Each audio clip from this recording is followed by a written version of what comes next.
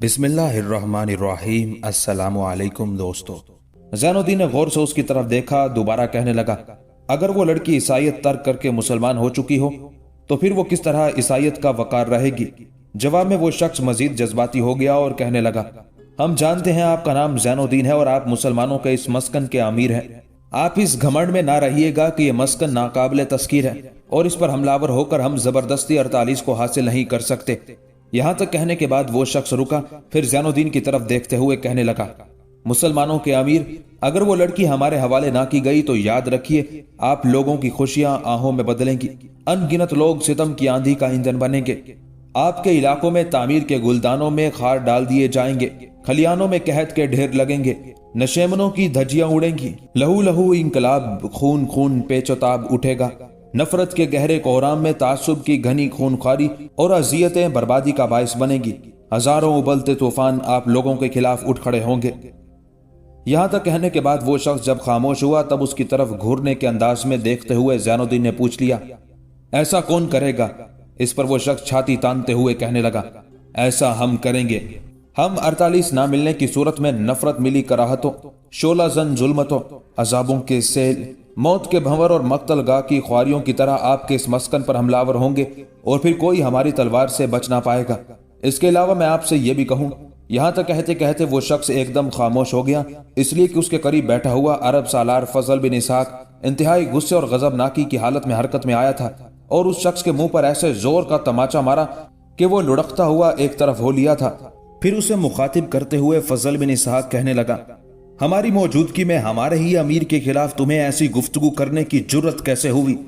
ज्यादा फैलोगे तो तुम्हारे धड़ यहीं रह जाएंगे, सर बाल्डोन के पास पहुंचेंगे। तुम जो हमें अपनी ताकत और कुव्वत की धमकी देते हो तो याद रखना, हम तो वो लोग हैं जो तबाही के घने सन्नाटों में सदाकतों की धाड़ती आंधियों की तरह उठने वाले हैं। वक्त के बदतरीन खोरे हाथों की तरह जब हम तुम पर जवाबी कार्रवाई करते हुए जरब लगाएंगे तो याद रखना तुम लोग खुद अपने कंधों पर अपनी ख्वाहिशों की सलीब उठाने पर मजबूर हो जाओगे। यह भी याद रखना, तारीख की कोख में हमने तुम जैसे अमन को मिसमार करने वाले, आजादी पर यलगार करने वाले वहशी बहुत देख रखे हैं। हमारे मस्कन पर हमलावर हो गए तो अपने हजारों साथियों की लाशों को छोड़कर भागोगे। फिर ज़ैनुद्दीन उस शख्स को मुखातिब करके कहने लगा, सुनो, जो सलूक तुम्हारे साथ मेरे भाई फजल बिन इसहाक ने किया है यह तुम्हारे लिए काफी है या मजीद कुछ चाहते हो? इस पर वो शख्स बड़ी ढिठाई और जिद में कहने लगा, जिस शख्स ने मुझे तमाचा मारा है क्या आप इसका नाम मुझे बताएंगे? मैं आपसे कहता हूं कि अब ये ज्यादा दिन जिंदा नहीं रहेगा। उसके उन अल्फाज पर अदनान बिन हाशिम का रंग गुस्से में सुर्ख हो गया था। ज़ैनुद्दीन की हालत उससे भी बुरी थी। फिर ज़ैनुद्दीन ने हाथ के इशारे से एक छोटे सालार को अपने पास बुलाया और खोलते लहजे में उसे मुखातिब करके कहने लगा, इस शख्स को उठाकर बाहर ले जाओ, इसकी गर्दन काट दो और इसका कटा हुआ सर इसके तीनों साथियों के हवाले करके यहां से रुखसत कर दो। फिर मैं देखता हूं ये मेरे सालार को कैसे धमकी देता है कि मेरा सालार ज्यादा दिन जिंदा नहीं रहेगा। ज़ैनुद्दीन के उन अल्फाज पर वो शख्स पीला हो गया था। ज़ैनुद्दीन की मिन्नत समाजत करने लगा कि उसे माफ कर दिया जाए, लेकिन छोटा सालार घसीटता हुआ उसे बाहर ले गया था और उसका खात्मा कर दिया गया था। उसके बाद बाकी तीन को मुखातिब करते हुए ज़ैनुद्दीन कहने लगा, जिस लड़की को तुम लेने आए थे वो लड़की यही है। उसके साथ ही ज़ैनुद्दीन ने 48 को आवाज देकर जब बुलाया तो 48 दरमियानी दरवाजा खोलकर उस कमरे में आई और उस मौके पर ज़ैनुद्दीन उन तीनों को मुखातिब करके कुछ कहना ही चाहता था कि उससे पहले ही 48 उन तीनों को मुखातिब करके बोल उठी, तुमने जो हमारे अमीर के खिलाफ बदतमीजी के अल्फाज इस्तेमाल किए हैं, साथ वाले कमरे में वो अल्फाज मैंने बड़े सब्र और तहम्मुल के साथ सुने हैं। तुम चारों इस काबिल हो कि तुम चारों की गर्दनें काटकर तुम लोगों के कटे हुए सर बाल्डोन के पास भेज दिए जाएं। तुम तीनों जानते हो और मुझे पहचानते हो कि मैं 48 हूं, पर सुनो, मैं बाल्डोन की बेटी नहीं हूं, मैं अब इस मस्कन की बेटी हूं। मेरे बाप का नाम काजी अबू सईद है। अगर मजीद बदतमीजी की गुफ्तगू करोगे तो मैं अमीर से गुजारिश करूंगी कि तुम तीनों के भी सर काट कर बाल्डोन के पास भेज दिए जाएं और जाकर बाल्डोन से कहना कि उसकी एक ही बेटी है, नाम जिसका मेलिसेंड्रा है। वापिस जाकर कहना 48 किसी और के लिए पैदा हुई थी और जिसके लिए पैदा हुई थी वहां वो पहुंच चुकी है। अब वहां से बाल्डोन उसे हासिल नहीं कर सकता। अगर करना चाहता है तो फिर कर दिखाए, लेकिन एक बात याद रखना, तुम लोगों का जो भी लश्कर मुझे लेने या मेरे हसूल के लिए इधर का रुख करेगा उसे वापस जाना नसीब नहीं होगा। 48 के उन अल्फाज पर वो तीनों उदास हो गए थे। फिर ज़ैनुद्दीन ने उन्हें जाने की इजाजत दे दी, जिस पर वो अपने साथी का कटा हुआ सर लेकर वहां से रुखसत हो गए थे। इस वाक़े से 2 दिन बाद मैकल और सब्ता दोनों एक रोज ज़ैनुद्दीन की हवेली में दाखिल हुई। उन्होंने देखा ज़ैनुद्दीन की हवेली का बैरूनी दरवाजा खुला था। जब वो अंदर दाखिल हुई तो बिल्कुल सन्नाटा था। सारे कमरे उन्होंने घूम कर देखे, कोई भी नहीं था। इस पर परेशानी की हालत में अपनी माँ मैकल की तरफ देखते हुए सब्ता कहने लगी, अम्मा यहाँ तो कोई भी नहीं है, अमीर इस वक्त तो कहीं नहीं जाते और फिर बदरुद्दीन भी यहाँ नहीं है। इस पर हवेली से बाहर निकलते हुए मैकल कहने लगी, चलो साथ वाली हवेली में 48 के पास जाती हैं, हो सकता है सब वहां बैठे हो। सब्ता ने उसे इत्तेफाक किया था। चुनाचे दोनों माँ बेटी साथ वाली हवेली में दाखिल हुई तो वहां हवेली में सिर्फ 48 अकेली बैठी हुई थी। जब दोनों माँ बेटी उसके कमरे में दाखिल हुई तो उसने अपनी जगह से उठकर उन दोनों का इस्तकबाल किया। मैकल और सब्ता दोनों 48 के सामने जाकर बैठ गईं।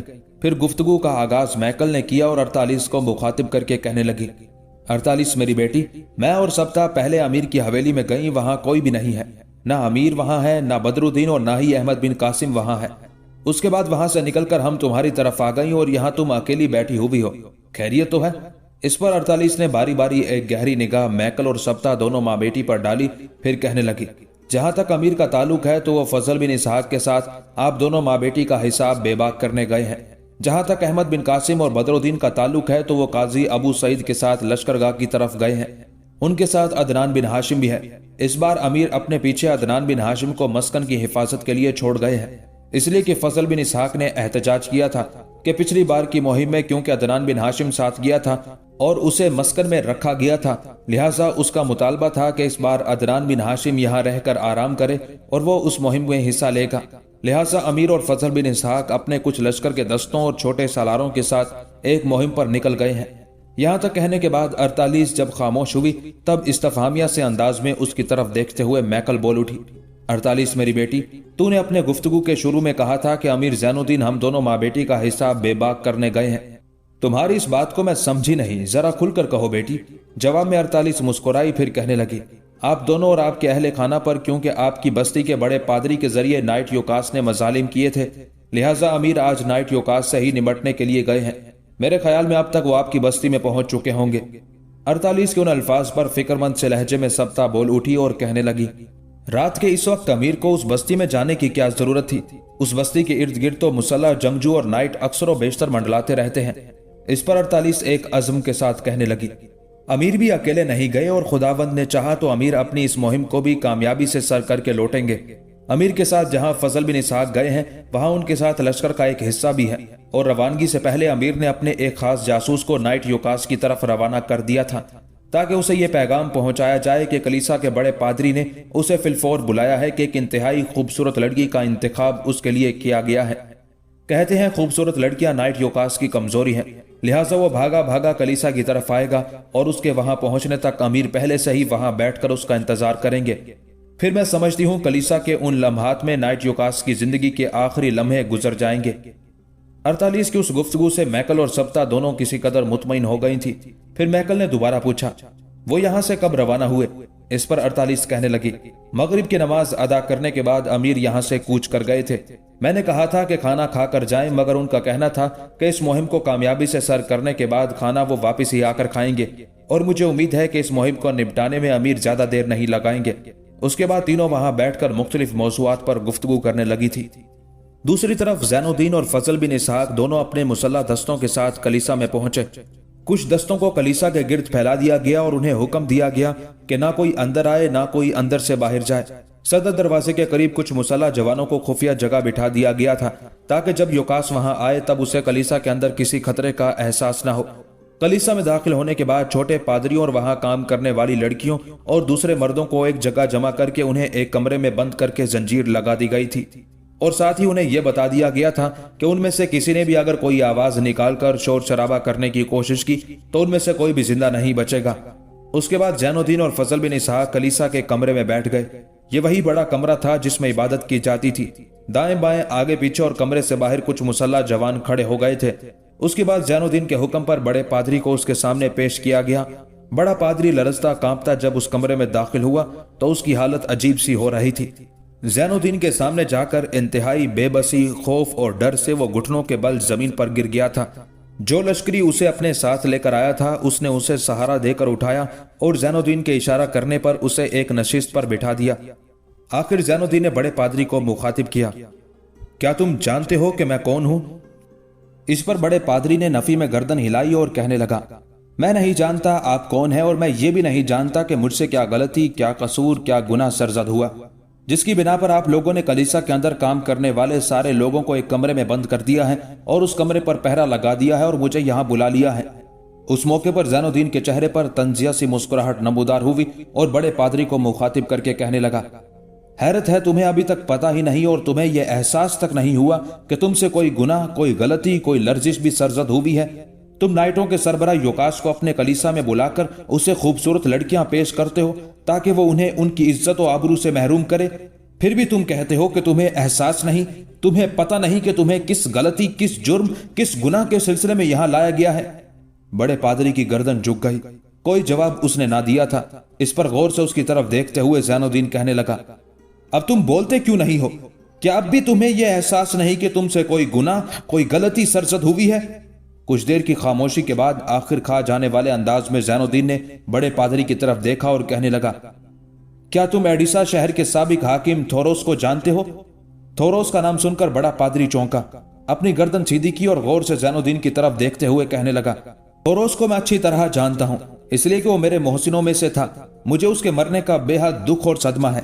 इस पर जैनुद्दीन ने खा जाने वाले अंदाज में उसकी तरफ देखा और कहने लगा, अगर वो तुम्हारा मोहसिन था तो क्या ये मोहसिन कुशी नहीं है कि तुमने उसकी बेटी, नाम जिसका सब्ता है, उसे यहां बुलाया ताकि उसे नाइटों का सरबरा योकास के हवाले किया जाए और उसे पेश किया जाए ताकि वो उसे उसकी आबरू और इज्जत से महरूम कर दे।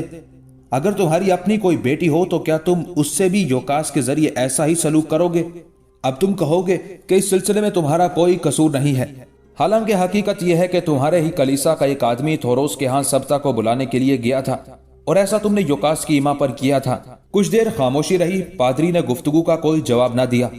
दोबारा जैनुद्दीन ने कहर भरे अंदाज में उसकी तरफ देखते हुए पूछ लिया, क्या तुम नहीं जानते कि मैं कौन हूं? बड़ा पादरी बड़ी आजिज़ी में कहने लगा, यकीनन मैं नहीं जानता कि आप कौन है और मुझसे क्या चाहते हैं। जवाब में खोलते हुए लहजे में जैनुद्दीन कहने लगा, अगर तुम मेरे मुतालिक नहीं जानते तो फिर सुनो, मेरा नाम जैनुद्दीन है। क्या जैनुद्दीन नाम भी तुम्हारे लाशऊर या शऊर के किसी खाने में जज्बात और एहसासात में हलचल पैदा करने वाला कोई लम्हा बनकर नहीं उभरता? जैनुद्दीन का नाम सुनकर बड़ा पादरी पीला हो गया था। कहने लगा, जैनुद्दीन का नाम यकीनन मैंने सुन रखा है, इसलिए कि शीजर शहर के नवाह में जो मुसलमानों ने अपना एक मस्कन और हिसार बनाया है, जैनुद्दीन उस मस्कन का सरबराह है। बड़े पादरी के उन अल्फाज के जवाब में जैनुद्दीन कुछ कहना चाहता था कि एक लश्करी तकरीबन भागता हुआ उस कमरे के दरवाजे पर आया और जैनुद्दीन को मुखातिब करके कहने लगा, अमीर, हमारे दो मुसल्ला जवान योकास को लेकर इधर ही आपकी तरफ आ रहे हैं। उसके साथ ही वो मुसल्ला जवान वहां से हट गया था। योकास जिस वक्त कलीसा के बड़े दरवाजे के जरिए अपने 10 मुहाफिजों के साथ दाखिल हुआ, तब वहां जैनुद्दीन के मुसल्ला जवान मुकर्रर थे। उन्होंने एकदम नमूदार होकर योकास के 10 मुसल्ला जवानों को अपने सामने बेबस और गैर मुसल्ला कर दिया। उनके हाथ पांव बांधकर सदर दरवाजे के करीब ही डाल दिया गया और फिर 2 मुसल्ला जवान योकास को लेकर कलीसा के अंदरूनी हिस्से की तरफ बढ़े थे। उस मौके पर योकास की हालत अजीब हो रही थी। पांव उसके लड़खड़ा रहे थे, चेहरे पर पिलाहट रक्स कर रही थी। यहां तक कि दोनों मुसल्ला जवान उसे तकरीबन हाँकते हुए कलीसा के बड़े कमरे में लाए, जहां उस वक्त जैनुद्दीन, फजल बिन इसहाक और कुछ दूसरे छोटे सालार बड़े पादरी के साथ बैठे हुए थे। योकास जब वहां दाखिल हुआ तब हाथ के इशारे से जैनुद्दीन ने उसे बड़े पादरी के पहलू में बैठने के लिए कहा। इस पर योकास अकड़ गया और कहने लगा, तुम्हारे कहने पर मैं इस नशिस्त पर नहीं बैठूंगा जिसकी तरफ तुमने इशारा किया है। अगर मैं ऐसा करता हूं तो इससे यह साबित होगा कि मैं तुम्हारे हुक्म का इत्तेबा कर रहा हूं, और आज तक मैंने ऐसे लोगों का इत्तेबा कभी नहीं किया जिन्हें मैं अपने सामने ज़ेर करने का हुनर जानता हूं। योकास की उस गुफ्तगू से फजल बिन इसहाक का चेहरा गुस्से में तप कर रह गया था। किसी रद्द अमल का इजहार करना ही चाहता था कि जैनुद्दीन अपनी जगह से उठा, अपने दाएं हाथ का एक उल्टा तमाचा योकास के चेहरे पर इस जोर से मारा कि योकास पलटियां खाता हुआ उसी नशिस्त पर गिर गया था जिस नशिस्त पर उसे जैनुद्दीन ने बैठने के लिए कहा था। यह ज़रब ऐसी जोरदार अंदाज में पड़ी थी कि योकास भोंचका सा रहकर परेशान से अंदाज में जैनुद्दीन की तरफ देखने लगा था। फिर संभला और जैनुद्दीन की तरफ देखते हुए कहने लगा, पहले यह बताओ तुम कौन हो और मुझसे ऐसा सलूक करने की जुर्रत जसारत तुम कैसे कर रहे हो? जानते हो इसका अंजाम क्या होगा? जैनुद्दीन उस पर किसी रद्द अमल का इजहार करना ही चाहता था कि इस बार मामला फजल बिन इसहाक की बर्दाश्त से बाहर हो गया था। जस्त लगाने के अंदाज में वो अपनी जगह से उठा और अपने पांव की एक ठोकर उसने योकास की पसलियों पर इस जोर से मारी कि योकास बिलबिला उठा और साथ ही गूंजती और गरजती हुई आवाज में फजल बिन इसहाक बोल उठा था, तुम्हारी ये जुर्रत और जसारत कि हमारे अमीर से ऐसी और इस अंदाज में गुफ्तगू करो, मैं तुम्हारी हड्डियों से जिंदगी बख्शने वाला गोदा और तुम्हारी रगों से खून निचोड़ कर रख दूंगा। जानते हो तुम किससे हम कलाम हो? तुम्हारे सामने इस वक्त हमारे अमीर जैनुद्दीन बैठे हुए हैं और जैनुद्दीन का नाम यकीनन तुम्हारे शऊर और लाशऊर दोनों में रक्स कर गया होगा। जैनुद्दीन का नाम सुनकर योकास का चेहरा पीला हो गया था, आंखों के अंदर जर्दियां रक्स करने लगी थी, गर्दन उसकी झुक गई थी। फिर जैनुद्दीन ने उसे मुखातिब किया, योकास, अगर तुमने खास किस्म की गलीज हरकत ना की होती तो मैं तुम्हें यूं इस कलीसा में लाकर ना मारता, किसी मैदान जंग, किसी रज्मगाह में तुम्हें ललकारता।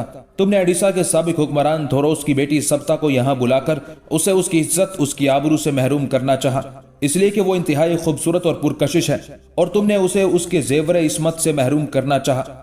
और उसकी खुशकिस्मती, उसकी खुशनसीबी थी कि वो किसी न किसी तरह यहां से भागने में कामयाब हो गई।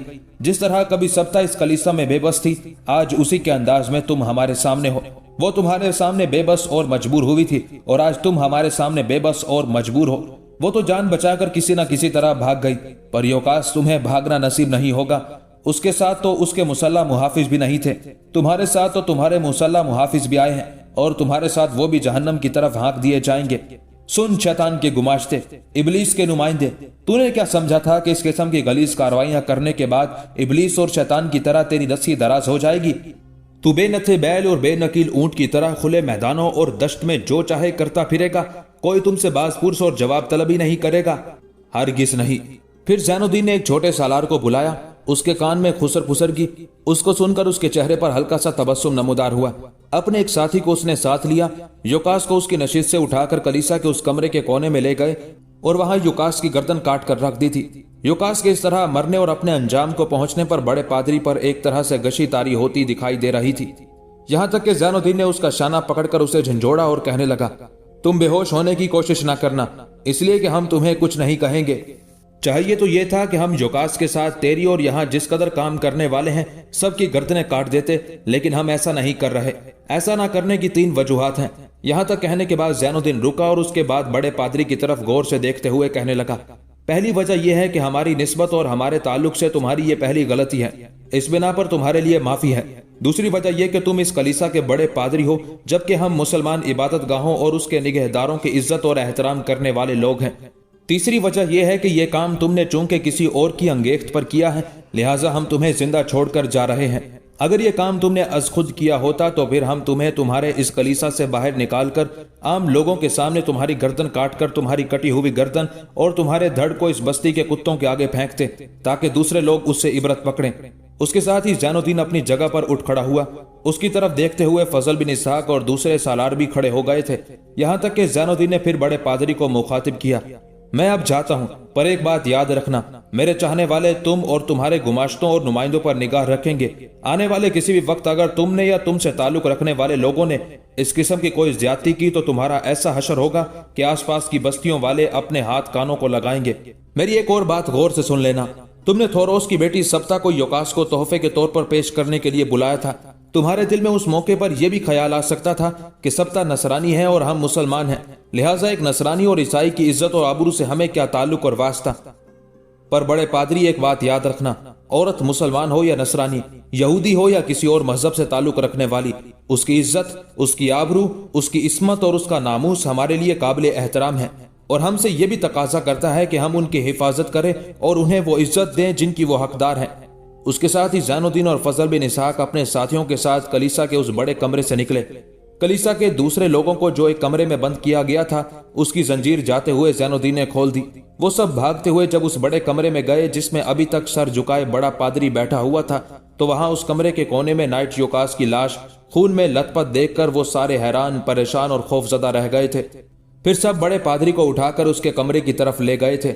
जबकि जैनुद्दीन और फजल बिन इसहाक अपने साथियों के साथ बाहर निकले, दरवाजे के करीब ही योकास के जिन साथियों के हाथ पांव बांधे थे उनकी तरफ जैनुद्दीन ने मखसूस इशारा किया और ये मखसूस इशारा करते ही उसके साथी हरकत में आए और उन्हें भी मौत की गहरी नींद सुला दिया था। اس کے بعد زین الدین اور فضل بن اسحاق اپنے گھوڑوں پر سوار ہوئے اور اپنے ساتھیوں کے ساتھ وہ گھوڑوں کو سر پر دوڑاتے ہوئے اپنے مسکن کا رخ کر رہے تھے۔ زین الدین کے مکان میں قاضی ابو سعید، احمد بن قاسم، بدر الدین، میکل، 48 اور سبتا سب بیٹھے کسی موضوع پر گفتگو کر رہے تھے کہ باہر زین الدین کی آمد کا شور اٹھا۔ اس پر سب خوشی کا اظہار کرتے ہوئے بھاگتے ہوئے مکان سے باہر نکل آئے۔ اتنی دیر تک ایک طرف سے عدنان بن ہاشم بھی تقریباً بھاگتا ہوا ادھر ہی آ گیا تھا، یہاں تک کہ زین الدین اور فضل بن اسحاق کے ساتھ جو دوسرے ساتھی گئے تھے انہیں زین الدین نے اپنے اپنے گھروں کو جانے کے لیے کہا۔ وہ خود اور فضل بن اسحاق جب کچھ آگے بڑھے تو ان کا استقبال کرنے کے لیے وہاں قاضی ابو سعید، عدنان بن ہاشم، احمد بن قاسم، 48، میکل، سبتا، بدر الدین سب کھڑے ہوئے تھے۔ انہیں دیکھتے ہوئے زین الدین اپنے گھوڑے سے اترا، اتنے میں بدر الدین اس کی طرف بھاگا۔ اسے اپنی طرف بھاگتا دیکھ کر زین الدین زمین پر بیٹھ گیا اور جب بدر الدین اس کے قریب آیا تب اس نے بدر الدین کو گلے لگا کر اس کا منہ کئی بار چوما۔ پھر بدر الدین بڑے پیار اور بڑی محبت میں کہنے لگا، اے آپ جس مہم پر گئے تھے اس کا کیا بنا؟ اس پر زین الدین نے بڑی شفقت سے اس کا گال تھپ تھپایا اور پھر کہنے لگا، اے فرزند مہربان، جس مہم پر ہم گئے تھے اسے ہم کامیابی سے سر کر کے لوٹے ہیں۔ اتنی دیر تک قاضی ابو سعید بھی قریب آ گیا تھا۔ باری باری زین الدین اور فضل بن اسحاق کی پیٹھ اس نے تھپ تھپائی، پھر کہنا شروع کیا، مجھے بے حد خوشی اور تسکین ہے کہ تم دونوں جس مہم پر گئے تھے اسے کامیابی سے سر کر کے آ رہے ہو۔ میرے بچوں، میرے ساتھ آؤ، میں اس کی تفصیل جاننا پسند کروں گا، اس میں مجھے قلبی سکون اور طمانینت حاصل ہوگی۔ اس کے ساتھ ہی سب قاضی ابو سعید کے ساتھ ہو لیے، زین الدین کے مکان میں داخل ہوئے، سب دیوان خانے میں بیٹھ گئے، یہاں تک کہ قاضی ابو سعید نے پھر زین الدین کو مخاطب کیا، بیٹے اب کہو یہ مہم تم نے اور فضل بن اسحاق نے کیسے اور کس طرح سر کی؟ اس موقع پر زین الدین نے مخصوص اشارہ فضل بن اسحاق کی طرف کیا، جس پر فضل بن اسحاق نے مزے لے لے کر ساری تفصیل سب سے کہہ دی تھی۔ ساری تفصیل جاننے کے بعد قاضی ابو سعید نے دعا مانگنے کے انداز میں ہاتھ بلند کرتے ہوئے بڑی رقت اور بڑی عاجزی میں کہنا شروع کیا، اے اللہ، ہم سب تیرے شکر گزار ہیں کہ تو نے نفرت کی پیاس کے فرعونوں، حرمت اور تقدیس کے دشمنوں، خزاں رتوں کے خونی بغلوں، خونی سیلابوں کے فریب، دکھ اور حسد کے ہیولوں اور خونی درندوں کے غول کے خلاف ہمیں یہ شاندار کامیابی عطا فرمائی۔ جب تک قاضی ابو سعید دعا مانگتے رہے سب پر ایک طرح کا سکوت اور رقت طاری رہی، یہاں تک کہ 48 اپنی جگہ پر اٹھی اور زین الدین کی طرف دیکھتے ہوئے کہنے لگی، امیر، آج سب کھانا یہیں کھائیں گے۔ میں نے سبتا اور خالہ میکل کے ساتھ مل کر سب کے لیے کھانا تیار کیا ہوا ہے، ٹھنڈا ہو گیا ہوگا، میں پہلے گرم کرتی ہوں، اس کے بعد سب کو بلاتی ہوں۔ یہ الفاظ ادا کرنے کے بعد 48 وہاں سے نکل گئی تھی۔ اس موقع پر قاضی ابو سعید اپنی جگہ پر اٹھا اور وہاں بیٹھے سب لوگوں کو مخاطب کر کے کہنے لگا، اگر آپ لوگ برا نہ مانیں تو میں ذرا زین الدین سے ایک انتہائی اہم موضوع پر گفتگو کرنا چاہتا ہوں۔ بعد میں آپ لوگوں پر انکشاف کروں گا کہ میں نے کس موضوع پر گفتگو کی۔ فی الوقت میں اس موضوع کو راز میں رکھنا چاہتا ہوں۔ یہ بڑا اچھا موضوع ہے اور اگر میں اس میں کامیاب ہو گیا تو میں سمجھتا ہوں اس مسکن کے اندر ایک نئی بہار اور اس مسکن کے اندر ایک نئی طمانینت کی لہر پھیل جائے گی۔ پھر قاضی ابو سعید زین الدین کا ہاتھ پکڑ کر اس کمرے سے باہر صحن میں لے گیا، پھر بڑی رازداری میں کہنے لگا، زین الدین میرے بیٹے، میں تم سے کوئی طویل گفتگو نہیں کروں گا۔ گزشتہ کئی دنوں سے 48 کوشش کر رہی تھی کہ اسے تم سے علیحدگی میں گفتگو کرنے کا موقع ملے، لیکن ایسا نہیں ہوا۔ آج میں نے اسے وعدہ کیا ہوا تھا کہ میں تمہیں ایسا موقع فراہم کروں گا۔ بیٹے، وہ اپنے اور تمہارے متعلق بہت کچھ کہنا چاہتی ہے۔ بیٹے، اس موقع پر میں تم سے یہ بھی نہیں کہوں گا کہ جو 48 کہے تم مان جانا، یہ فیصلہ تم دونوں کا ذاتی ہوگا اور جو فیصلہ بھی تم کرو گے میں قاضی ابو سعید اس کے سامنے سر جھکا دوں گا۔ بچوں، میں تمہاری بہتری، تمہاری بھلائی چاہتا ہوں اور ساتھ یہ بھی خواہش رکھتا ہوں کہ جس طرح تم ایک اچھے خاصے بڑے خاندان میں رہتے تھے، تمہارا خاندان پھر سے ایسے ہی پھلے پھولے۔ دیکھو 48 کھانا گرم کرنے کے لیے گئی ہے، اسے پتا ہے کہ اس کے پیچھے پیچھے میں تمہیں بھیجوں گا، لہٰذا تم سے علیحدگی میں گفتگو کرنے کے لیے تیار ہے۔ بیٹے، میں یہیں بیٹھتا ہوں، تم 48 کی طرف جاؤ، جو کچھ وہ کہنا چاہتی ہے سننے میں کوئی حرج نہیں ہے۔ قاضی ابو سعید جب خاموش ہوا تب مسکراتے ہوئے زین الدین کہنے لگا، محترم ابو سعید، آپ کیسی گفتگو کر رہے ہیں؟ 48 بہت اچھی لڑکی ہے، اگر وہ مجھ سے کچھ کہنا چاہتی ہے تو میں پوری توجہ سے سنوں گا۔ آپ ان کے پاس جا کر بیٹھے، میں 48 کی طرف جاتا ہوں۔ اس کے ساتھ ہی زین الدین باہر نکل گیا تھا اور قاضی ابو سعید مسکراتا ہوا واپس سب کے پاس کمرے میں بیٹھ گیا تھا۔ 48 مطبخ میں کھانا گرم کر رہی تھی کہ اسے احساس ہو گیا تھا کہ مکان میں زین الدین داخل ہوا ہے، لہٰذا وہ مطبخ سے باہر آئی۔ مسکراتے ہوئے اس نے زین الدین کا استقبال کیا، دیوان خانے میں اسے بٹھایا۔ جب وہ باہر جانے لگی تب زین الدین نے اسے مخاطب کیا، 48 یہاں میرے سامنے بیٹھو۔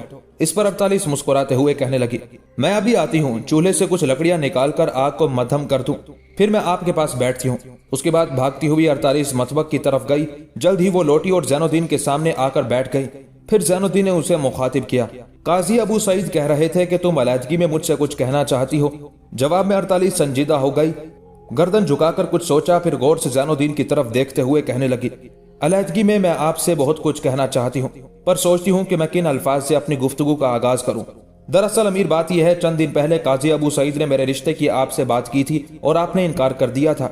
मैं उसी मौजू पर गुफ्तगू करना चाहती हूँ कि क्या आप मुझसे नफरत करते हैं या किसी और की मोहब्बत में मुब्तला हैं, जिसकी बिना पर आपने मेरी पेशकश को ठुकरा दिया। 48 के उन अल्फाज पर जैनुद्दीन मुस्कुराया, फिर कहने लगा, ये किस पागल ने तुमसे कह दिया है कि मैं तुमसे नफरत करता हूं, और ये किस जनूनी ने तुम पर इंकशाफ कर दिया कि तुम्हें छोड़कर मैं किसी और की तरफ माइल हूं। 48 मैं झूठ नहीं बोलूंगा, मैं तुम्हें पसंद करता हूं, तुमसे मोहब्बत भी करता हूं, लेकिन शादी से मैंने इसलिए इनकार किया था कि जैनुद्दीन के अल्फाज कहने थे कि 48 की खुशी की कोई इंतहा ना थी। अपनी नशिस्त से उठकर वो उस नशिस्त पर हो बैठी जिस पर जैनुद्दीन बैठा हुआ था। फिर उसने अपना गुदाज हाथ जैनुद्दीन के मुंह पर रख दिया और कहने लगा, अमीर इससे आगे जो कुछ कहना चाहते हैं ना कहिएगा। यकीनन आप ये कहना चाहते हैं कि आप हर रोज किसी न किसी मुहिम पर निकलते हैं और मौत का ताकुब करते हैं, और ये कि आप मुझे किसी दुख किसी कर्ब में मुब्तला नहीं करना चाहते। अमीर आप जहां कहीं भी जाते हैं मेरी दुआएं आपके साथ होती हैं। आप ये भी कह सकते हैं कि आप इस मस्कन में एक छोटे से मकान में जिंदगी गुजार रहे हैं, जबकि मैं किसी दौर में ईसाई हुक्मरान बाल्डोन की शहजादी थी और आप मेरे लिए वो वसाइल मुहैया नहीं कर सकेंगे जो इससे पहले मुझे मुयस्सर थे। अगर ये सब ख्यालात आपके जहन में है तो मैं आपसे एक बात कहती हूँ कि मैं 48 अमीर जैनुद्दीन के लिए पैदा हुई थी। अमीर जैनुद्दीन अगर मुझे खुले आसमान तले भी रखेंगे तो मैं हरफ शिकायत जबान पर नहीं लाऊंगी।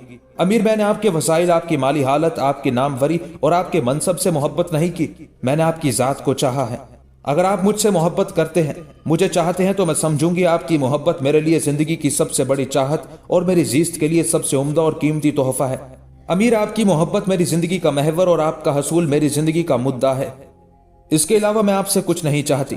यहां तक कहने के बाद 48 जब खामोश हुई तब कुछ देर तक जैनुद्दीन गौर से उसकी तरफ देखता रहा, फिर कहने लगा, 48 मेरे मुतालिक अगर तुम्हारे यही ख्यालात हैं तो पहले हम आपस में मंगनी कर लेते हैं। मेरे साथ उठो बैठो, मुझे समझने की कोशिश करो।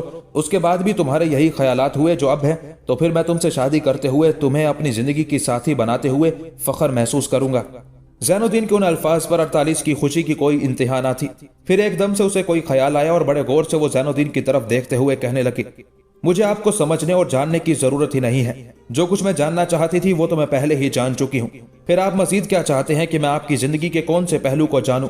जवाब में जैनुद्दीन मुस्कुराया और कहने लगा, 48 तुम जानती हो मैंने कसम खाई थी कि जब तक रिनार्डस और ईस्टस को मौत के घाट नहीं उतारता तब तक मैं मसहरी पर नहीं सोऊंगा और नया लिबास नहीं पहनूंगा। तुम जानती हो तब से मैं ना मसहरी पर सोया हूं, ना अभी तक मैंने कोई नया लिबास पहना है।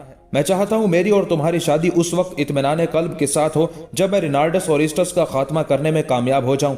अब बोलो तुम क्या कहती हो?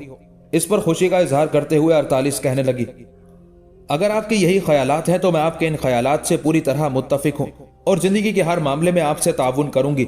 अब मुझे कुछ नहीं चाहिए, मुझे अपनी मोहब्बत और चाहत मिल गई है। ये मेरे लिए सबसे बड़ा खजाना और यही मेरे लिए जिंदगी का असासुल बैत और पूंजी है। उसके साथ ही तकरीबन उछलने के अंदाज में 48 अपनी जगह पर उठ खड़ी हुई, भागती हुई बाहर निकली, जैनुद्दीन के मकान के बैरूनी दरवाजे पर आई और आवाज देकर सबको खाने के लिए बुलाया। इस पर सब उठकर काजी अबू सईद के यहाँ दाखिल हुए। 48 ने काजी अबू सईद को मकान के सहन में ही बाजू पकड़कर रोक लिया। फिर बड़ी राजदारी से वो सारी गुफ्तगू काजी अबू सईद से कह दी थी जो अलहदगी में जैनुद्दीन के साथ हुई थी। उसे सुनकर काजी अबू सईद की भी खुशी की कोई इंतहा न थी। फिर 48 और अबू सईद भी दीवान खाने में दाखिल हुए, लिहाजा काजी अबू सईद ने 48 की तरफ देखा, फिर कहने लगा, 48 मेरी बेटी, सामने वाले कमरे में से बाएं कमरे में चटाइयां बिछा दो, वहीं सब बैठकर खाना खाते हैं। चुनाचे 48 जब अपनी जगह से उठी तो उसकी तरफ देखते हुए सब्ता भी उठ खड़ी हुई थी। दोनों ने उस कमरे में चटाइयां बिछाई, फिर वहां सब मिलकर खाना खाने लगे थे।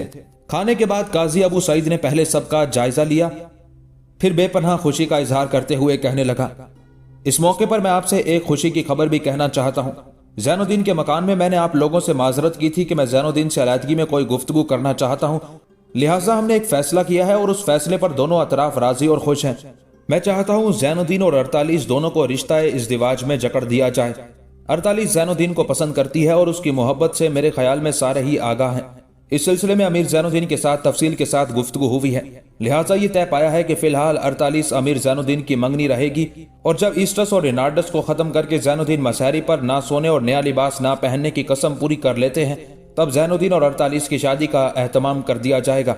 میرے خیال میں اس رشتے کو سبھی پسند کریں گے۔ یہ خبر سن کر سب نے بے پناہ خوشی کا اظہار کیا، حتیٰ کہ میکل اور سبتا بھی خوشی کا اظہار کر رہی تھی۔ کچھ دیر سب بیٹھ کر باتیں کرتے رہے، اس کے بعد سب اپنے اپنے گھروں کو ہو لیے تھے۔ ایڈیسا کا بادشاہ اور شہزادی ارطالس کا باپ بالڈون ایک روز ایڈیسا کے قصر میں بیٹھا ہوا تھا۔ اس کے ساتھ کے کچھ سالار اور امراء بھی بیٹھے ہوئے تھے اور کسی اہم موضوع پر گفتگو کر رہے تھے۔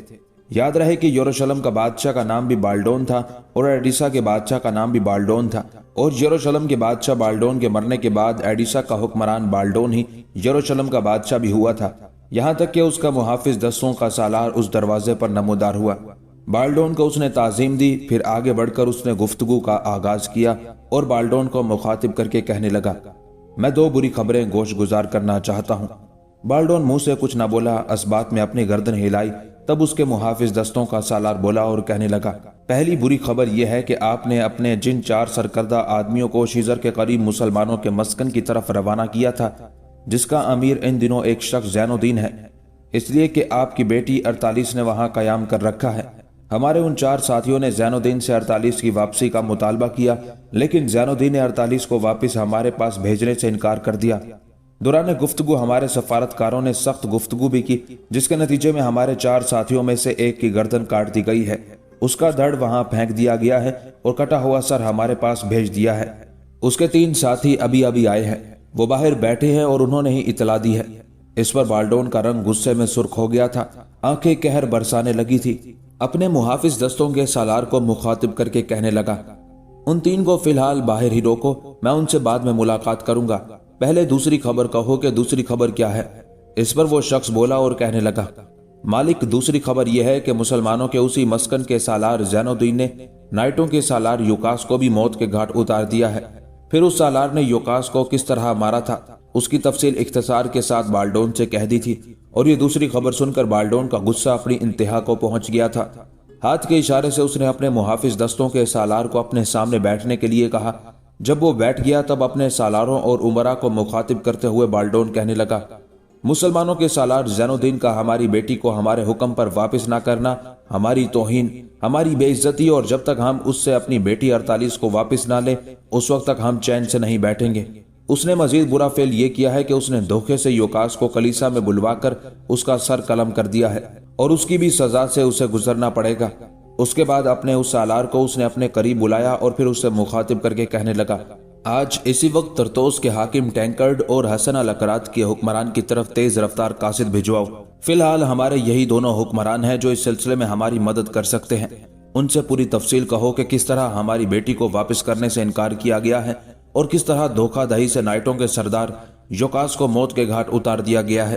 ٹینکرڈ کو میری طرف سے یہ بھی ترغیب دینا کہ اگر وہ ہمارے ساتھ مل کر مسلمانوں کے سالار زین الدین سے میری بیٹی ارطالس کو حاصل کرنے میں کامیاب ہو گیا تو میں ارطالس کو اس سے بیاہ دوں گا۔ وہ دونوں حکمران اپنے عساکر لے کر ہماری طرف آئیں اور پھر ہم یہاں سے شیزر کے نواح میں مسلمانوں کے اس مسکن پر حملہ آور ہوں گے، اور پھر ہم دیکھیں گے کہ وہ کیسے ہماری بیٹی ارطالس کو واپس نہیں کرتے، کیسے ہم ان سے یوکاس کے مرنے کا انتقام نہیں لے سکتے، اور کیسے اور کس طرح وہ اپنے مسکن کی حفاظت ہمارے مقابلے میں کرتے ہیں۔ اس کے ساتھ ہی بالڈون نے وہ اجلاس ختم کر دیا تھا اور اسی روز اس کے قاصد حسن الاکراد اور ترتوس کی طرف روانہ ہو گئے تھے۔ جہاں تک ترتوس کا تعلق ہے تو استخری اور ابن ہوکل کہتے ہیں کہ ترتوس ساحل کا قلعہ اور اہم شہر ہے۔ ساتھ ہی یہ بھی کہتے ہیں کہ حضرت عثمان رضی اللہ تعالیٰ عنہ کا قرآن مجید یہاں محفوظ تھا۔ شہر کے گرد سنگی فصیل ہے جو ناگہانی حملوں سے اسے معمون رکھتی ہے۔ مورخ ادریسی کے قول کے مطابق ترتوس سمندر کے کنارے واقع ہے، جس کے بازاروں میں ہجوم رہتا ہے اور تجارت کا ہجوم یہاں نظر آتا ہے۔ خود شہر ایک بڑی خلیج کے سرے پر واقع ہے اور اس کے شمال میں سلسلہ کوہ پھیلا ہوا ہے۔ یہ خلیج 10 میل لمبی نکلی ہوئی ہے، شہر کے گرد فصیل ہے اور اسے مضبوطی سے قلعہ بند کر دیا گیا ہے۔ یاقوت لکھتا ہے کہ ترتوس ساحلی شہر ہے، ارکا کے مشرق میں اس 8 فرسنگ کے فاصلے پر واقع ہے۔ اس میں 2 برج چھوٹے قلعوں کے مثل بنے ہوئے ہیں۔ اسے ابتدا میں حضرت ابو عبیدہ ابن سامت نے ہجری 17 میں لازکیہ اور جبلہ کی فتح کے بعد تسخیر کیا تھا۔ پھر یہ شہر مسمار کر دیا گیا اور کئی سال ویران اور غیر آباد پڑا رہا، حتیٰ کہ حضرت امیر معاویہ نے اسے مرکے اور بلنیاس کی طرح دوبارہ بنوایا اور قلعہ بند کر دیا۔ دمشقی بیان کرتا ہے ترتوس میں نصارہ کا ایک گرجا نہایت شاندار بنا ہوا تھا۔ اسی میں ایک عمارت وہ ہے جس کے نسبت کہا جاتا ہے کہ حضرت مریم علیہ السلام کے نام پر شام میں سب سے پہلی عمارت یہی بنی۔ جہاں تک دوسرے مقام یعنی حسن الاقراد کا تعلق ہے تو اسے قلعۃ الحسن بھی کہتے ہیں۔ ہمس کے مقابل جانب مغربی پہاڑ پر ایک ناقابل تذکیر قلعہ ہے۔ یہ جبل انجلیب کے پہاڑ ہیں جو آگے پھیل کر ہمس اور بالبک کے درمیان جبل لبنان سے جا ملتے ہیں۔ عمرائے شام میں سے ایک شخص نے یہاں یہ شہر آباد کیا اور کردوں کی چھاونی قائم کی کہ یورپی حملہ آوروں کا مقابلہ کریں۔ اس کے بعد صلیبیوں نے اسے کردوں سے لے لیا اور اس پر قبضہ کر لیا۔ بہرحال ایڈیسا کے بادشاہ نے اپنے جو تیز رفتار قاصد ترتوس اور حسن الاقراد کی طرف بھجوائے تھے وہ کامیاب ہوئے، اور ترتوس کے حکمران ٹینکرڈ نے فیصلہ کر لیا کہ وہ ہر صورت میں مسلمانوں کے سالار زین الدین کا خاتمہ کر کے رہیں گے۔ چنانچہ حسن الاقراد کا حاکم اور ترتوس کا حکمران ٹینکرڈ اپنا اپنا لشکر لے کر بالڈون کی طرف روانہ ہوئے۔ یہ ٹینکرڈ آرمینیا کا رہنے والا تھا اور اس کے متعلق کہا جاتا ہے کہ یہ انتہا درجے کا جری اور جنگ کا بہترین تجربہ رکھنے والا تھا۔ ترتوس کا حکمران ٹینکرڈ، جسے تاریخ کے اوراق میں ٹینکریڈ بھی لکھا گیا ہے، یہ دو بھائی ان صلیبی جنگوں میں شامل تھے، ایک ٹینکرڈ اور دوسرا بومانٹ۔ بہرحال حسن الاقراد اور ترتوس کے حکمران اپنے اپنے لشکر لے کر بالڈون کے پاس پہنچے۔ اس سے پہلے بالڈون نے ایک اور قدم اٹھایا۔ اس سلسلے میں اس نے کاؤنٹ آف سینٹ پال اور کاؤنٹ آف سینٹ گرے کے اپنے ہمسایہ حکمرانوں سے بھی پیغام رسانی کی، جس کے جواب میں ان دونوں نے اپنے اپنے سالار ایسٹس اور رینارڈس دونوں کے تحت ایک خاصا بڑا لشکر بالڈون کی مدد کے لیے بھجوا دیا۔ جب ایسٹس، رینارڈس، ٹینکرڈ اور حسن الاقراد کا حکمران اپنے اپنے لشکر کو لے کر بالڈون کے مرکزی شہر ایڈیسا پہنچ گئے، تب ان سارے لشکر کو لے کر بالڈون نے 2 دن تک آرام کرنے کا مشورہ دیا۔ اس کے بعد خوراک کے ذخائر، اسلحے اور دوسرے کیل کانٹے سے لیس ہونے کے بعد بالڈون نے اس جرار اور متحدہ لشکر کے ساتھ دریائے اورنٹس کا رخ کیا تھا۔ دوسری طرف زین الدین اور شیزر شہر اور قلعے کے حکمران اسامہ کو بھی ان کے مخبر یہ اطلاع دے چکے تھے کہ ایڈیسا کا حکمران بالڈون ایک بہت بڑا لشکر لے کر شیزر اور زین الدین کے مسکن پر حملہ آور ہونے کے لیے کوچ کر چکا ہے۔ ان حالات میں زین الدین نے بھی اپنے سارے سالاروں کو اپنے مکان میں جمع کر لیا، اور جس میں سارے چھوٹے بڑے سالاروں کے علاوہ شیزر شہر کا حاکم اور سپہ سالار اسامہ بھی اپنے کچھ دیگر سالاروں کے ساتھ شامل ہوا تھا۔ جب سب لوگ زین الدین کے مکان میں جمع ہو گئے تب زین الدین نے کچھ دیر سب کا جائزہ لیا، اس کے بعد کچھ سوچا، پھر مکان میں اس کی آواز گونجی تھی، میرے عزیز ساتھیوں، اس بار دشمن ایک بڑی طاقت اور قوت کے ساتھ ہم پر ضرب لگانے کے در پہ ہے۔ ایڈیسا کا حکمران جو جرار لشکر لے کر ہماری طرف پیش قدمی کر چکا ہے، اس میں ٹینکرڈ، حسن الاقراد کا حکمران، ہمارے پرانے دشمن ایسٹس اور رینارڈس، خود بالڈون کا لشکر بھی شامل ہے۔ اس موقع پر میں اپنی طرف سے ایک تجویز آپ لوگوں کے سامنے پیش کرتا ہوں۔ اگر تمہارے دل کو لگے تو اس پر عمل کیا جائے گا، ورنہ تم میں سے کسی کے پاس دشمن سے نمٹنے کے لیے بہترین تجویز ہو تو اس پر عمل کیا جائے گا۔ میرے ذہن میں اس وقت منصوبہ بندی یہ ہے کہ اپنے مسکن کے اطراف میں بلند کوہستانی سلسلوں کے اوپر جو ہم نے برج بنا رکھے ہیں، ان کے اندر اور برجوں کے علاوہ برجوں کے درمیان جو بڑی بڑی چٹانیں ہیں، ان سب کے پیچھے اپنے تیر انداز بٹھا دیے جائیں۔ ہمارے ان کوہستانی سلسلوں سے کافی گندک ملی ہے اور رال بھی ہم نے حاصل کر لیا ہے، لہٰذا اسے ہم نے روغن نفت بنانا شروع کر دیا ہے۔ پس جو تیر انداز مسکن کے ارد گرد برجوں اور چٹانوں کے پیچھے مقرر کیے جائیں گے، انہیں روغن نفت کی ہانڈیاں بھی مہیا کی جائیں گی۔ ان ہانڈیوں کے اندر بھرے روغن نفت میں اپنے تیروں کی نوک ڈبو کر وہ تیر چلائیں گے۔ اس طرح جب جلتے ہوئے تیر دشمن کے پڑاؤ پر گریں گے تو وہ بدحالی اور بدنظمی کا شکار ہوں گے، اور ان کی اسی حالت سے فائدہ اٹھاتے ہوئے ہمیں انہیں مار بھگانا ہے۔ اس وقت ہمارے پاس جو لشکر ہے وہ 2 حصوں میں تقسیم کر دیا جائے گا۔ ایک حصہ مسکن کے اندر رہے گا، میرے دونوں عزیز بھائی عدنان بن ہاشم اور فضل بن اسحاق مسکن کے اندر رہیں گے اور اس لشکر کی رہنمائی کرتے رہیں گے۔ کچھ چھوٹے سالار ایسے مقرر کیے جائیں گے جو مسکن کے ارد گرد بنے برجوں کے اندر اور چٹانوں کے پیچھے رہ کر کام کرنے والے تیر اندازوں کی نگرانی اور ان کی رہنمائی کا کام سر انجام دیں گے۔ جہاں تک میرا تعلق ہے تو دوسرا آدھا لشکر میری کمانداری میں ہوگا، اور دشمن کی آمد سے تھوڑی دیر پہلے آدھے لشکر کو لے کر میں اپنے مسکن سے نکل جاؤں گا اور شمال کی طرف پیچھے جاؤں گا۔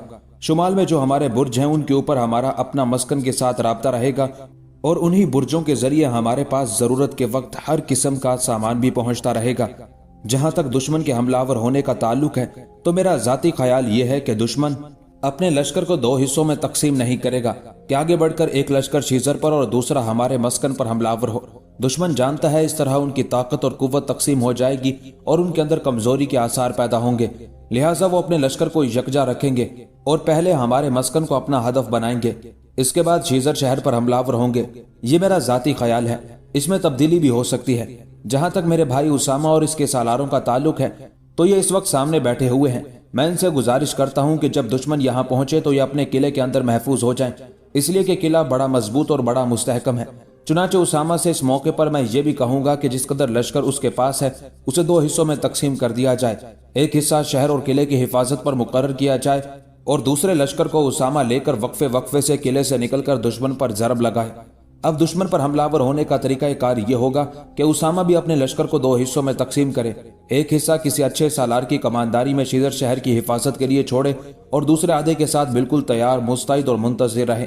मैं जब दुश्मन पर हमलावर होऊंगा तो मेरे लश्कर में हरी झंडियां लहराई जाएंगी और जब दुश्मन का मुझ पर बोझ पड़ेगा तो मैं सुर्ख झंडियां लहराता हुआ दुश्मन के सामने से हटकर अपनी पनाहगाह की तरफ चला जाऊंगा। चुनाचे उसामा जब मेरे लश्कर में सुर्ख झंडियां देखे तो वो फौरन दुश्मन पर हमलावर हो जाए। इस तरह दुश्मन को यह खबर होगी कि उनकी पुश्त पर से हमला कर दिया गया है तो वो पलटेंगे। उनके पलटने पर मैं भी पलटूंगा और पुश्त की जानिब से ऐसा हमलावर होऊंगा कि अक्सरियत को मौत के घाट उतार दूंगा। अगर हम ऐसा करने में कामयाब हो गए तो याद रखिएगा, हमारी किस्मत, हमारे मुकद्दर जल्द अपने खुशगवार अंजाम को पहुंच जाएंगे। यहां तक कहने के बाद जब ज़ैनुद्दीन खामोश हुआ तब वहां बैठे सारे छोटे बड़े सलारों ने ज़ैनुद्दीन की उस तजवीज़ से इत्तेफाक किया था। उसके बाद सब वहां से उठ खड़े हुए और हमलावरों का मुकाबला करने के लिए अपनी तैयारियों को आखिरी शक्ल देना शुरू कर दी गई थी। अगले रोज मगरिब की नमाज के बाद ज़ैनुद्दीन अपने मकान में अपने कपड़े एक खुरजीन में डाल रहा था। मुगन्नी अहमद बिन कासिम और ज़ैनुद्दीन का भतीजा बदरुद्दीन भी उस मौके पर बड़े गौर से ज़ैनुद्दीन को अपनी तैयारी करते देख रहे थे कि इतने में 48 मकान में दाखिल हुई। 48 को देखते ही बदरुद्दीन उसकी तरफ भागा और उससे लिपट गया। 48 ने झुककर बदरुद्दीन की पेशानी चूमी, फिर आगे बढ़ी। कुछ देर तक बड़े गौर से अपने काम में मसरूफ ज़ैनुद्दीन की तरफ देखती रही, फिर एकदम आगे बढ़ी, उसके करीब जाकर खड़ी हुई और कहने लगी, ये आप क्या कर रहे हैं? ज़ैनुद्दीन मुस्कुराया और कहने लगा, मैं आज ईशा की नमाज के बाद अपने हिस्से के लश्कर के साथ मस्कन से निकलकर अपनी घात की तरफ चला जाऊंगा, इसलिए कि थोड़ी देर पहले मुखबिर आए हैं। उनका कहना है कि दुश्मन कल शाम तक हमारे मस्कन और शीदर शहर और किले के बाहर नमूदार हो सकता है। ज़ैनुद्दीन के उन अल्फाज से लम्हा भर के लिए 48 उदास और फिक्रमंद हो गई थी। फिर आगे बढ़कर उसने वो खुरजीन जिसमें ज़ैनुद्दीन कपड़े डाल रहा था जबरदस्ती उसे ले ली, साथ ही शिकवों भरी आवाज में कहने लगी, कपड़े खुरजीन में इस तरह तो नहीं रखे जाते जिस तरह आप रख रहे हैं। आप तो कपड़े ठूंस रहे हैं, रख नहीं रहे। फिर उसने खुरजीन उलट दी। जिस कदर कपड़े ज़ैनुद्दीन ने खुरजीन में डाले थे वो सारे मसहरी पर डाल दिए। फिर 48 उठी। ज़ैनुद्दीन के सारे कपड़ों का उसने जायजा लिया जो सामने वाले संदूक के अंदर पड़े थे। कुछ देर के लिए वो उदास और अफसुर्दा हो गई थी क्योंकि कपड़े सारे पुराने और बोसीदा थे और बहुत से कपड़ों पर पैबंद लगे हुए थे। ये सूरत हाल यकीनन उसके लिए नाकाबिले बर्दाश्त थी। कुछ देर तक खड़ी होकर गहरी सोचों में डूबी रही। फिर ज़ैनुद्दीन ने उसे इस तरह खड़े देखा तो उसे पुकारा। उसके पुकारने पर 48 चौंकी।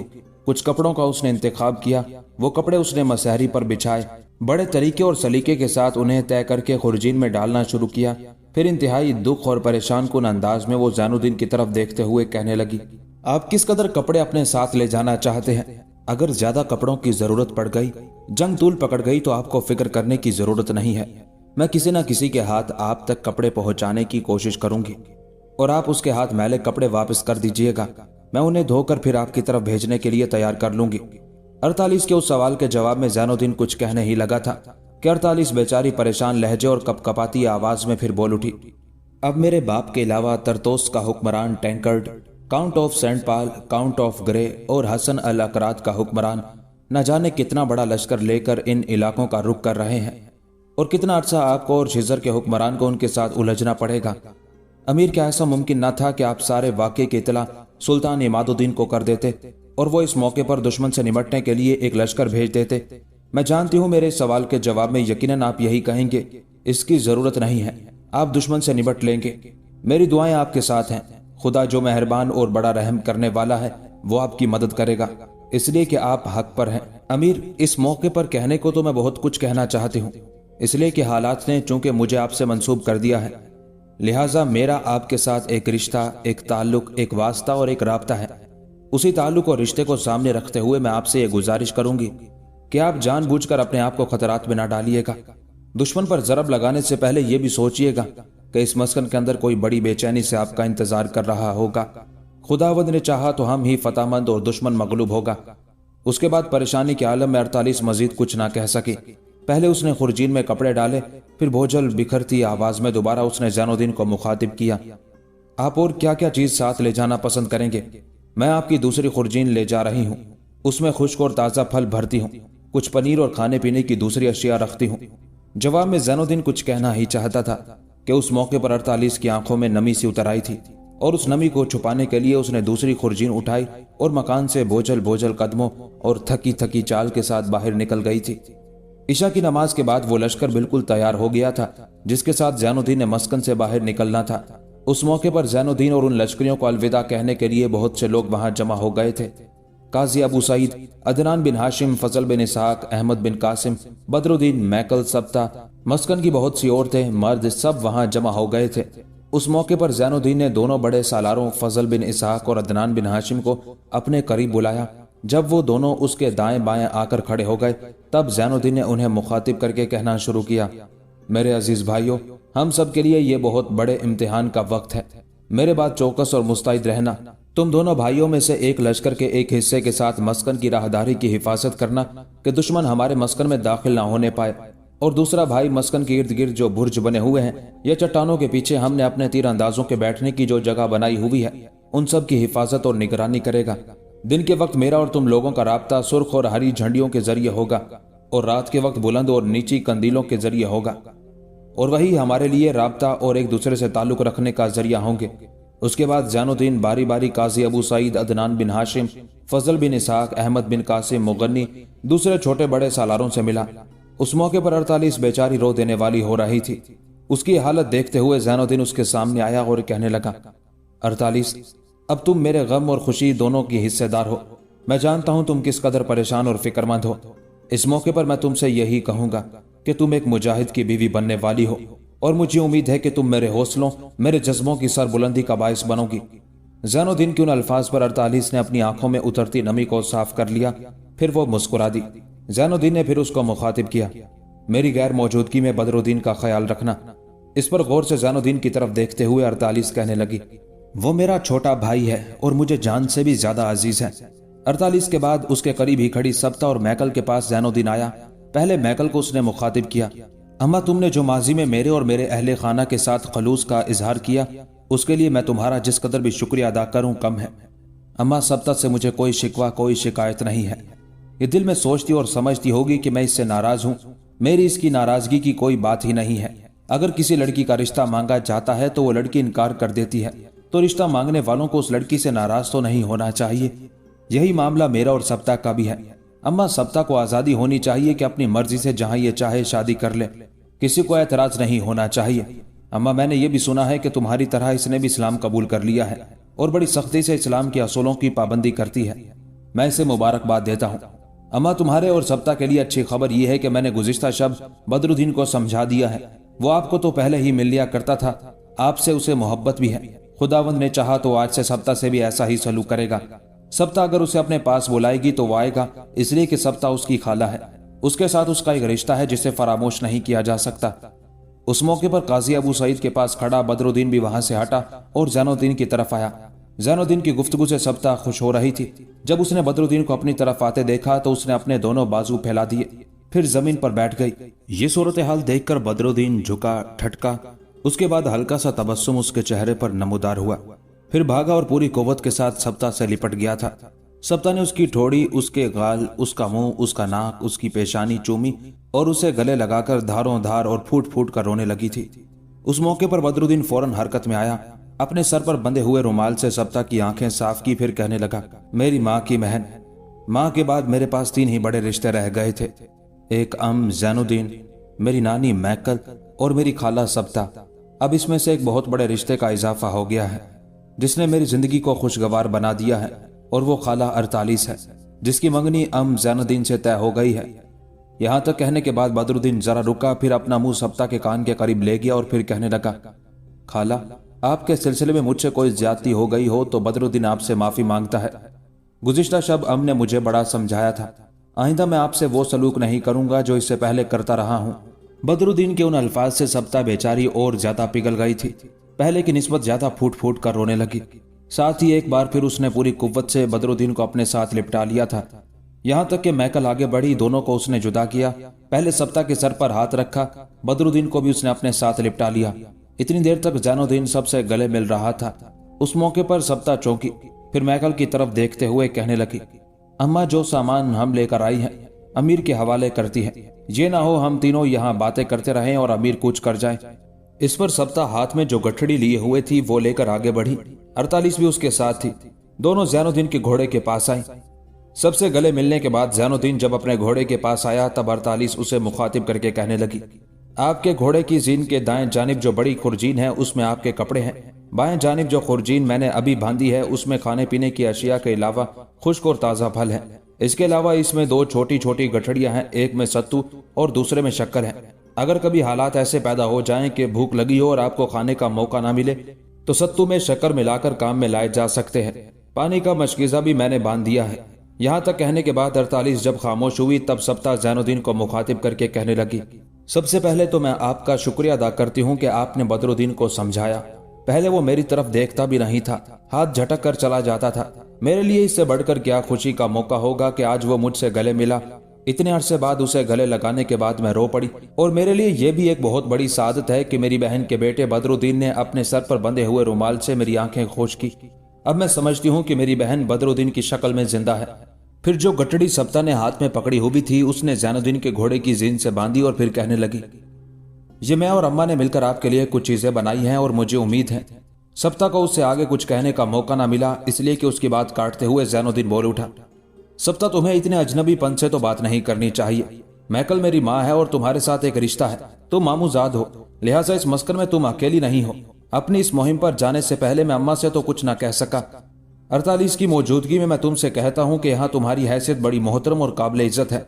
मैं एक बार फिर तुमसे कहता हूँ कि तुम अपना घर आबाद कर लो। अगर तुम किसी को पसंद करती हो जो तुम्हारी जिंदगी का महवर है तो बताओ, तुम्हें उसी से ब्याह दिया जाएगा। तुम्हारी हर ख्वाहिश का एहतराम किया जाएगा। और अगर इस मस्कन में तुम किसी को पसंद कर लो तब भी मुझे बता देना, तुम्हारी शादी का एहतमाम कर दिया जाएगा। जैनुद्दीन के उन अल्फाज पर सप्ता बेचारी कहीं खो गई थी, चुप सी और इंतहाई परेशान हाल हो गई थी। कुछ कहना चाहती थी कि शायद अल्फाज उसका साथ ना दे रहे थे। इतने में जैनुद्दीन अपने घोड़े पर सवार हुआ, इसलिए कि वो सबसे गले मिल चुका था। फिर अलविदाई अंदाज में घोड़े पर सवार होने के बाद अलविदाई अंदाज में उसने हाथ हिलाए। उसके बाद जिस लश्कर के साथ उसने कूच करना था उस लश्कर के साथ वो हरकत में आया और अपने मस्कन से निकल गया था। अगले रोज एडिसा का बादशाह अपने मुत्तहिदा लश्कर को लेकर वहां पहुंचा। बिल्कुल जैनुद्दीन के मस्कन के सामने उन्होंने पड़ाव किया था। पड़ाव करने के बाद बाल्डोन ने सारे सालारों को अपने खेमे में तलब कर लिया था। चुनाचे उसकी उस तलबी पर टैंकर्ड, हसन अल अकरात का सालार, इस्टस और इनार्डस के अलावा बाकी बड़े बड़े सालार भी उसके खेमे में जमा हो गए थे। बाल्डोन ने कुछ देर तक सारे सालारों का जायजा लिया। उसके बाद बारी बारी बड़े गहरे अंदाज में उसकी निगाहें इस्टस और इनार्डस पर जम गई। फिर उन दोनों को मुखातिब करके वो कहने लगा, यहाँ इन सरजमीनों में सबसे ज्यादा भरोसा इस्टस और इनार्डस पर किया जा सकता है, इसलिए कि दोनों इन सरजमीनों से खूब वाकिफ हैं और इस मस्कन पर वो इससे पहले कई बार हमलावर भी हो चुके हैं। मेरे साथियों, यहाँ आने के बाद मैंने जो मंजर देखा है वो ये कि इस मस्कन के गिर्द जो कोहिस्तानी सिलसिला है वो काफी बुलंद है और मैं देखता हूँ उसके ऊपर काफी मजबूत और अनगिनत और मुस्तहकम बुर्ज भी बने हुए हैं। लेकिन हमने इस मस्कन के अलावा शीजर शहर के किले को भी फतह और मिसमार करके इस मस्कन के अलावा शीजर शहर पर भी कब्जा करने के बाद वापस जाना है, ताकि फिर कोई कुव्वत इन इलाकों से उभर कर सलीबी मुजाहिदों को नुकसान न पहुंचा सके। सबसे पहले मैं सारा मामला इस्टस और इनार्डस पर छोड़ता हूँ कि ये फैसला करेंगे कि हमलों की इब्तदा कैसे और किस तरह की जाए। बाल्डोन के उस इस्तफसार पर थोड़ी देर तक इस्टस और इनार्डस दोनों आपस में सलाह मशवरे करते रहे। उसके बाद इस्टस ने इनार्डस की नुमाइंदगी करते हुए कहने लगा, मैंने और इनार्डस ने एक फैसला किया है। हम दोनों जो लश्कर अपने अपने इलाकों से लेकर आए हैं उसे आप इस मस्कन के दाखिल के सामने मुकर्रर कर दें। मैं और इनार्डस दोनों जानते हैं कि इस मस्कन में दाखिल होने का रास्ता सिर्फ एक ही है और कहाँ है और किस कदर दुश्वार गुजार है। बाकी लश्कर को जनूब की समत कोहिस्तानी सिलसिले के साथ फैला दिया जाए। मैं चाहता हूं कि आज का दिन और आने वाली शब लश्करी आराम करें और अगली सुबह हम अपने काम की इब्तिदा करें। मैं और इनार्डस अपने हिस्से के लश्कर को लेकर मस्कन के दाखिल के सामने बिल्कुल तैयार और मुस्तैद हो जाएंगे, जबकि आप लोग मस्कन के कोहिस्तानी सिलसिले की तरफ बढ़ें। जब आप लोग पेशकदमी करेंगे तो मस्कन के अंदर जो लश्कर है यकीनन उसकी निगाहें आप पर जम जाएंगी और वो ये कोशिश करेंगे कि आप लोगों को हर सूरत में कोहिस्तानी सिलसिले के ऊपर चढ़ने से रोका जाए। जब मस्कन की बड़ी कुव्वत की तवज्जो आप लोगों की तरफ होगी तो ऐसे मौके पर हम अपने काम की इब्तिदा करेंगे। मैं और इनार्डस दोनों इस मस्कन के मदखल पर हमलावर होकर वहां जो पहरेदार और मुहाफिज हैं उनका खात्मा कर देंगे और मस्कन में दाखिल होने की कोशिश करेंगे। जब हम ऐसा करने में कामयाब हो जाएंगे तो फिर आप भी बाकी लश्कर के साथ कोहिस्तानी सिलसिले पर चढ़ने की कार्रवाई तर्क करके हमारे पीछे पीछे मस्कन में दाखिल हो जाएं, फिर हम देखेंगे कि मस्कन के अंदर वो कौन सी कुव्वत है जो हमें रोक पाएगी और अपना दिफा कर पाएगी। मेरे ख्याल में अगर हम इस तजवीज़ पर अमल पैरा होने में कामयाब हो गए तो इस मुहिम से हम 2-1 दिन में ही फारिग हो जाएंगे। यहाँ तक कहने के बाद इस्टस जब खामोश हुआ तब कुछ देर तक बाल्डोन कुछ सोचता रहा, फिर इस्टस के अलावा बाकी सालारों की तरफ देखते हुए कहने लगा, इस्टस ने जो मंसूबाबंदी और तजवीज़ पेश की है, इसमें अगर कोई तरमीम करना चाहता हो, इसमें कोई इजाफा करना चाहता हो तो बोले। इस पर टैंकर्ड बोला और कहने लगा, मेरे ख्याल में यही तजवीज़ आखिरी होनी चाहिए, इसलिए कि तजवीज़ और मंसूबाबंदी पसंद है और मेरा अपना अंदाजा भी है कि इस पर अमल करके हम मुसलमानों के इस मस्कन को अपने सामने ज़ेर कर सकते हैं। टैंकर्ड के उन अल्फाज पर बाल्डोन ने खुशी का इजहार किया था, फिर कहने लगा, टैंकर्ड, मैं तुम्हारे जज्बात की तारीफ करता हूँ, मैं खुद भी ऐसा चाहता हूँ। चुनांचे लश्करियों से कहो कि कल मुसलमानों के इस मस्कन पर हमलों की इब्तिदा की जाएगी। साथ ही मैं तुम लोगों से यह भी कहता हूँ कि लश्कर का एक हिस्सा तैयार और बिल्कुल मुस्तैद कर दो, ताकि मुसलमान कहीं अचानक बाहर निकलकर हम पर हमलावर होकर या हम पर शब खून मारकर हमें नुकसान पहुंचाने की कोशिश न करें। चुनांचे वो इजलास खत्म कर दिया गया और लश्कर का एक हिस्सा पड़ाव की हिफाजत पर मुकर्रर कर दिया गया। दूसरी तरफ ज़ैनुद्दीन ने अपने कुछ छोटे सालारों के साथ अपने मस्कन के बाएं पहलू की तरफ छोटे बड़े टेलों और कोहिस्तानी सिलसिलों के अंदर घात लगा रखी थी। दुश्मन पर निगाह रखने के लिए उसने अपने मुखबिर और जासूस पहले से फैला दिए थे। साथ ही कुछ लश्करी मुकर्रर कर रखे थे जो दाएं बाएं निगाह रखें कि अचानक उन पर कोई शब खून न मारे या दुश्मन के किसी हिस्से को उनके यहाँ घात लगाने की खबर न हो जाए। चुनांचे उसी रोज ईशा की नमाज के बाद कुछ मुखबिर ज़ैनुद्दीन के पास आए। उनकी आमद पर ज़ैनुद्दीन, जो अपने छोटे सालारों के साथ बैठा हुआ था, ठटका उन्हें मुखातिब करके कुछ कहना ही चाहता था कि उनमें से एक ज़ैनुद्दीन को मुखातिब करके कहने लगा, अमीर, हम एक खबर लेकर आए हैं। अब पता नहीं आपकी निगाहों में यह खबर अच्छी है या बुरी। दुश्मन ने यह हिकमत अमली और मंसूबाबंदी बनाई है कि इस्टस और निनार्डस दोनों को हमारे मस्कन के मदखल पर मुकर्रर किया जाएगा और इस काम की इब्तिदा कल सुबह को की जाएगी। बाकी लश्कर हमारे कोहिस्तानी सिलसिले पर चढ़ने की कोशिश करेगा ताकि बकौल उनके मस्कन के अंदर जो हमारा लश्कर है उसे अपने साथ मसरूफ रखा जाए, और जिस वक्त ये मसरूफियत अपने अरूज पर होगी उस वक्त इस्टस और निनार्डस दोनों हमारे मस्कन के दाखिले पर अचानक हमलावर होकर मस्कन में दाखिल होने की कोशिश करेंगे। उन्हें उम्मीद है कि वो ऐसा करने में कामयाब हो जाएंगे और फिर उनके पीछे पीछे बाल्डोन का सारा मुत्तहिदा लश्कर भी हमारे मस्कन में दाखिल होगा।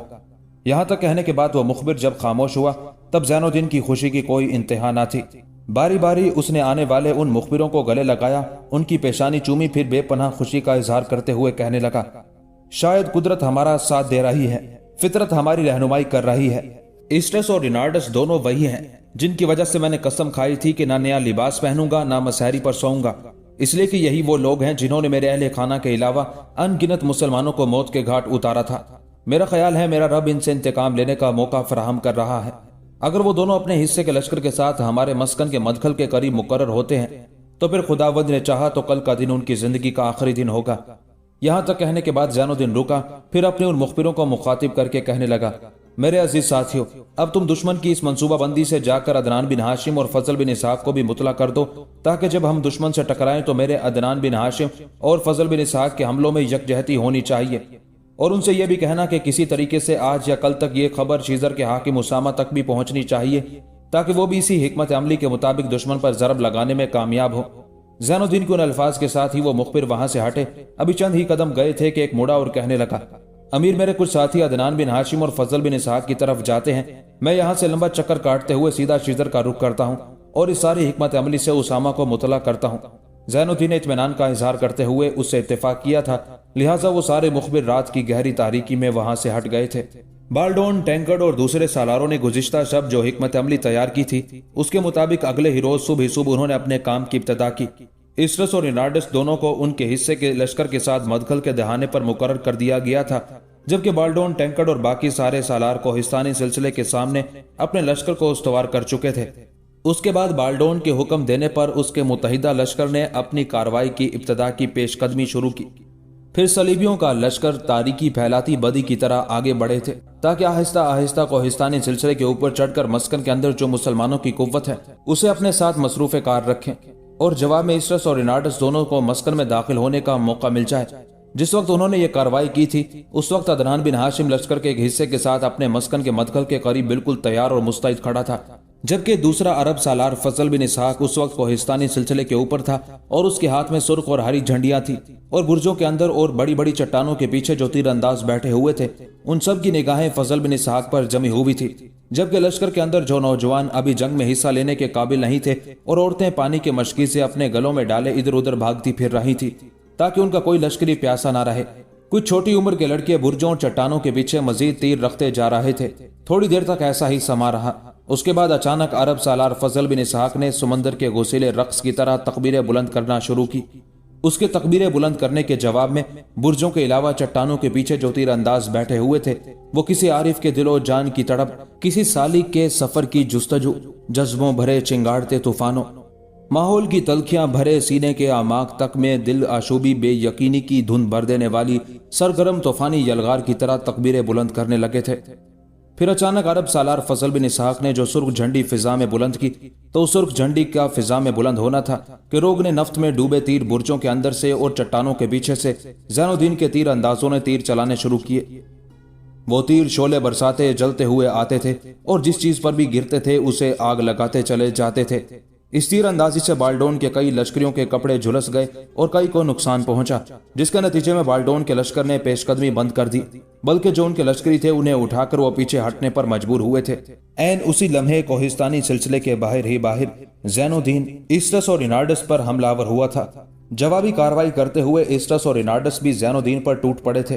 कुछ देर तक ज़ैनुद्दीन, रिनार्डस और इस्टस के दरमियान होलनाक टकराव रहा, यहां तक कि पहले से तयशुदा हिकमत अमली के मुताबिक ज़ैनुद्दीन अपने लश्कर को समेटता हुआ पीछे हटा था। इस्टस और रिनार्डस ने यह समझा कि दुश्मन का जो लश्कर बाहर से उन पर हमलावर हुआ है वो उनके दबाव को बर्दाश्त नहीं कर सका, लिहाजा पीछे हटा है।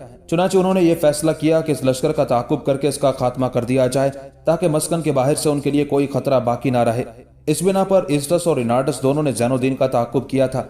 ज़ैनुद्दीन जिस वक्त आया था तो उसके लश्कर के आगे कुछ लश्करी सुर्ख झंडियां लहरा रहे थे। अब जबकि उसका लश्कर वापस हुआ था तो लश्कर में हरी झंडियां लहरा रही थी। बहरहाल इस्टस और रिनार्डस ने उसका ताकुब किया। इस्टस और रिनार्डस का यह ताकुब शुरू करना था कि एक और तब्दीली और इंकलाब रूनमा हुआ। वो ये कि अचानक मस्कन के अंदर से अदनान बिन हाशिम अपने हिस्से के लश्कर के साथ निकला और रिनार्डस और इस्टस के लश्कर पर पुश्त की जानिब से हमलावर हुआ था। पुश्त की जानिब से हमलावर होकर अदनान बिन हाशिम ने इस्टस और रिनार्डस के लश्कर को खासा नुकसान पहुंचाया था। कुछ दूर आगे जाकर अचानक ज़ैनुद्दीन ने अपने लश्कर को रोका, मुड़ा, एक बार फिर उसने आसमान की तरफ देखा। बड़ी दिक्कत और आजिज़ी में उसने दुआया अल्फाज अदा करने शुरू कर दिए थे। वो कह रहा था, ऐ अल्लाह, तूने ही किसी को मौत के सेल के सामने कश्ती में आमान दी, किसी को बेमंजिल और बेराह सुनसान सहराओं में आतिश नमरूद से बचाया, किसी को तूने ही तूर की बुलंदियों पर बावकार किया, किसी को सलीब के फंदे पर हयात की आगाही थी और किसी को सारे जहानों की रहमत बनाने के लिए गारे हीरा में इकरा कहकर पुकारा। ऐ अल्लाह, अपनी जात की तकदीस और इन सब हस्तियों के तुफैल मेरे अल्लाह, तू दर्द गरीबी के इन लम्हों में मेरी मदद फरमा। उसके साथ ही ज़ैनुद्दीन के हुक्म पर उसके लश्कर में फिर सुर्ख झंडियां लहराने लगी थी। दोबारा वो बिखरे हुए तूफानों की तरह हरकत में आया। फिर वो इस्टस और रिनार्डस के लश्कर पर हमलावर हुआ था और अपने इस तेज और जानलेवा हमले में उसने रिनार्डस और इस्टस के लश्कर के अगले आधे हिस्से को मुकम्मल तौर पर काट कर रख दिया था। चुनांचे ज़ैनुद्दीन ने जब देखा कि उसने इस्टस और रिनार्डस के लश्कर को बेपनाह नुकसान पहुंचाया है तब वो अदनान बिन हाशिम को जोर जोर से पुकारते हुए कहने लगा, इब्ने हाशिम, मेरे भाई, अपने लश्कर को लेकर बीच में से हट जाओ, कोहिस्तानी सिलसिले के ऊपर की तरफ चले जाओ। दुश्मन का लश्कर अब पीछे को भागने लगा है और इस पर हमलावर होते हुए जब मैं तुम्हारे करीब पहुंचूं तो तुम मेरे साथ शामिल हो जाना, इसलिए कि अब दुश्मन पर आखिरी और जानलेवा जरब लगाने का वक्त आन पहुंचा है। साथ ही बुलंद आवाज में फजल बिन इसहाक को मुखातिब करके मेरी तरफ से कहो कि वो कोहिस्तानी सिलसिले के ऊपर से अपने साथियों को हुक्म दे कि जिस कदर तेजी से जलते हुए तीर वो अपने दुश्मन पर चला सकते हैं चलाएं। मूसलाधार बारिश की तरह जलते हुए तीर उन पर फेंके। फिर मैं देखता हूं दुश्मन हमारे सामने कितनी देर मजीद ठहरता है, इसलिए कि अब दूसरी सम से यकीनन उसामा भी हरकत में आने वाला होगा। उसके साथ ही अदनान बिन हाशिम अपने हिस्से के लश्कर को लेकर पीछे हट गया और साथ ही बुलंद आवाजों में उसने फजल बिन इसहाक को मुखातिब करते हुए ज़ैनुद्दीन का पैगाम उसे पहुंचाना शुरू कर दिया था। ये पैगाम मिलते ही फजल बिन इसहाक ने मूसलाधार बारिश की तरह जलते हुए तीर अपने सामने दुश्मन पर कुछ इस अंदाज में चलाने शुरू किए थे कि लगता था उस समय जलते हुए तीरों की मूसलाधार बारिश हो गई है। ऐन उसी लम्हे जबकि अदनान बिन हाशिम अपने लश्कर को लेकर पीछे हटा था और इस्टस और रिनार्डस के लश्कर पर ज़ैनुद्दीन तेज हमले करते हुए बड़ी तेजी से उनकी तादाद कम करता जा रहा था। रिनार्डस और इस्टस के लश्कर में जोर जोर से ये आवाजें बुलंद होना शुरू हो भी थी कि इस हमले में इस्टस और रिनार्डस दोनों मारे जा चुके हैं। ये आवाजें जहां ज़ैनुद्दीन ने सुनी थी वहां अदनान बिन हाशिम ने भी ये आवाजें सुन ली और उसके लश्करियों ने कोहिस्तानी सिलसिले के ऊपर से बुलंद आवाज में चिल्लाते हुए मस्कन के अंदर इधर उधर भागते लड़कों और औरतों को मुखातिब करते हुए उन्हें यह खुशखबरी सुनाना शुरू कर दी थी کہ امیر زین الدین نے اپنے دونوں بڑے دشمنوں ایسٹس اور رینارڈس دونوں کا خاتمہ کر دیا ہے۔ اس خبر سے جہاں اس کے اندر خوشی کی لہر دوڑ گئی تھی، وہاں بالڈون کے لشکر کے اندر بددلی، بدحوصلگی اور خوف پھیلا دیا تھا۔ آخر ایسٹس اور رینارڈس کے مارے جانے کی خبر ایک زبان سے دوسری زبان، ایک فرد سے دوسرے فرد تک ہوتی ہوتی بالڈون اور ٹینکر تک پہنچی کہ کس طرح مسلمانوں کے سالار اور مسکن کے امیر زین الدین نے پیش قدمی کی اور کس طرح اس نے جان لیوا انداز میں حملہ آور ہوتے ہوئے ایسٹس اور رینارڈس دونوں کو موت کے گھاٹ اتار دیا ہے، اور ساتھ ہی ان کے لشکر کے بڑے حصے کو اس نے تہہ تیگ کر دیا ہے۔ اس خبر نے یقیناً ٹینکر، بالڈون اور دوسرے صلیبی جنگجوؤں کے پاؤں تلے سے زمین کھینچ لی تھی۔ ان پر ایک طرح کا خوف اور کپکپی طاری ہو کر رہ گئی تھی۔ عین اسی لمحے شیزر کا حکمران اسامہ حرکت میں آیا اور اپنے لشکر کے ساتھ وہ بھی بالڈون کے لشکر کے ایک حصے پر حملہ آور ہو گیا تھا۔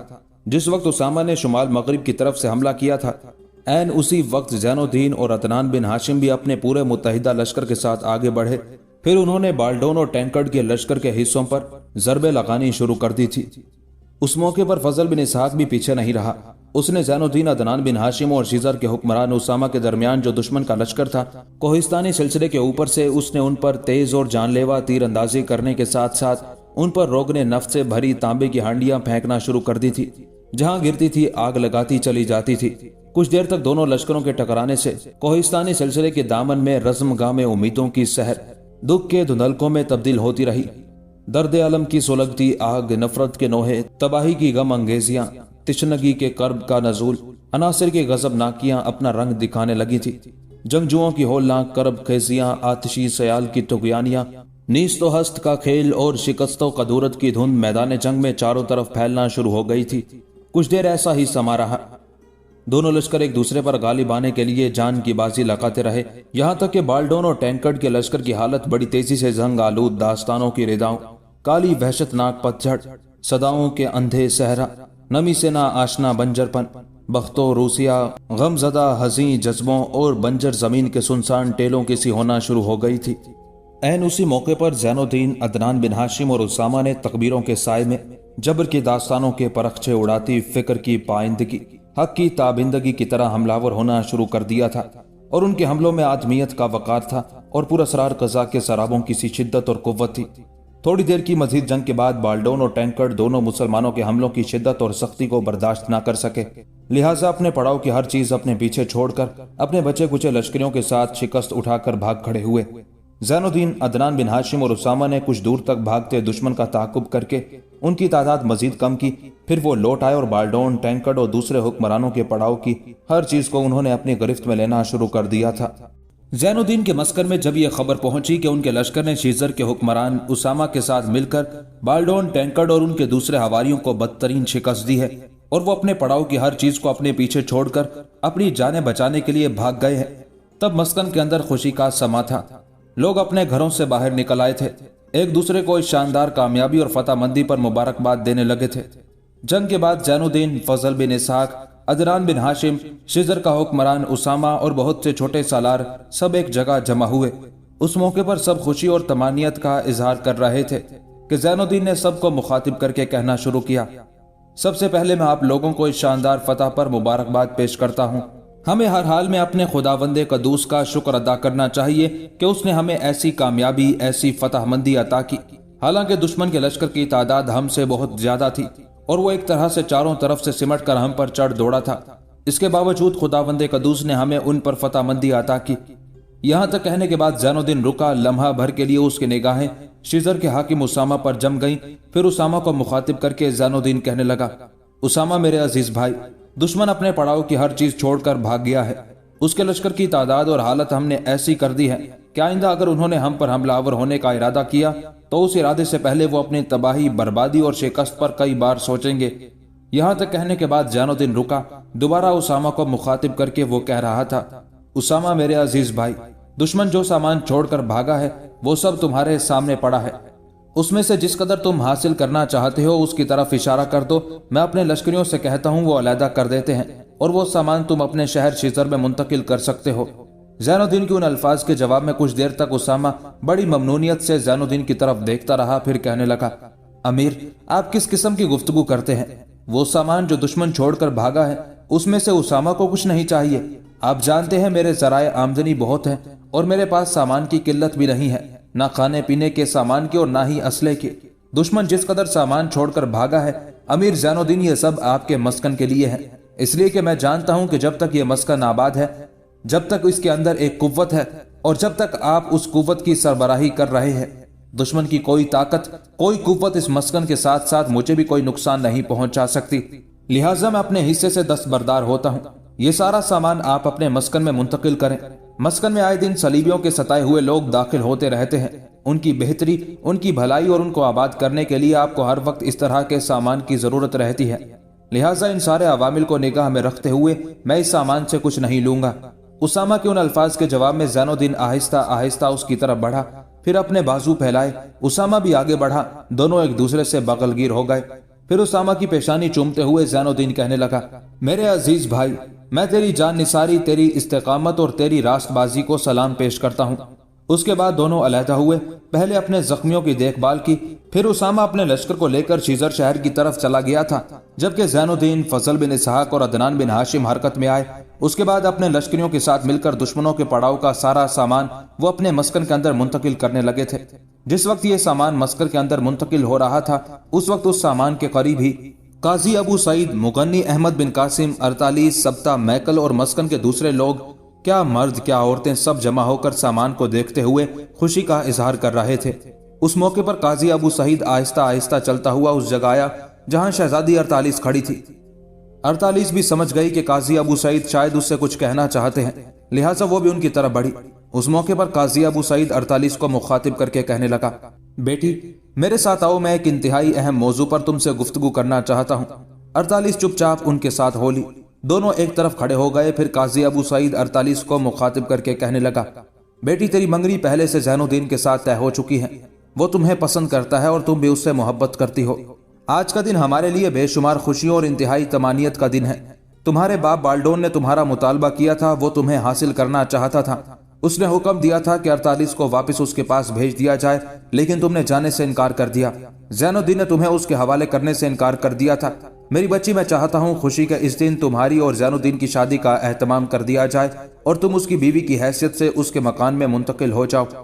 اس موضوع پر زین الدین سے بات کرنے سے پہلے میں چاہتا ہوں تمہاری رضامندی لی جائے، اس لیے کہ یہاں تک کہتے کہتے قاضی ابو سعید کو رک جانا پڑا، اس لیے کہ 48 بے پناہ خوشی کا اظہار کرتے ہوئے کہنے لگی، بابا آپ کو اس سلسلے میں مجھ سے اجازت لینے کی ضرورت ہی نہ تھی۔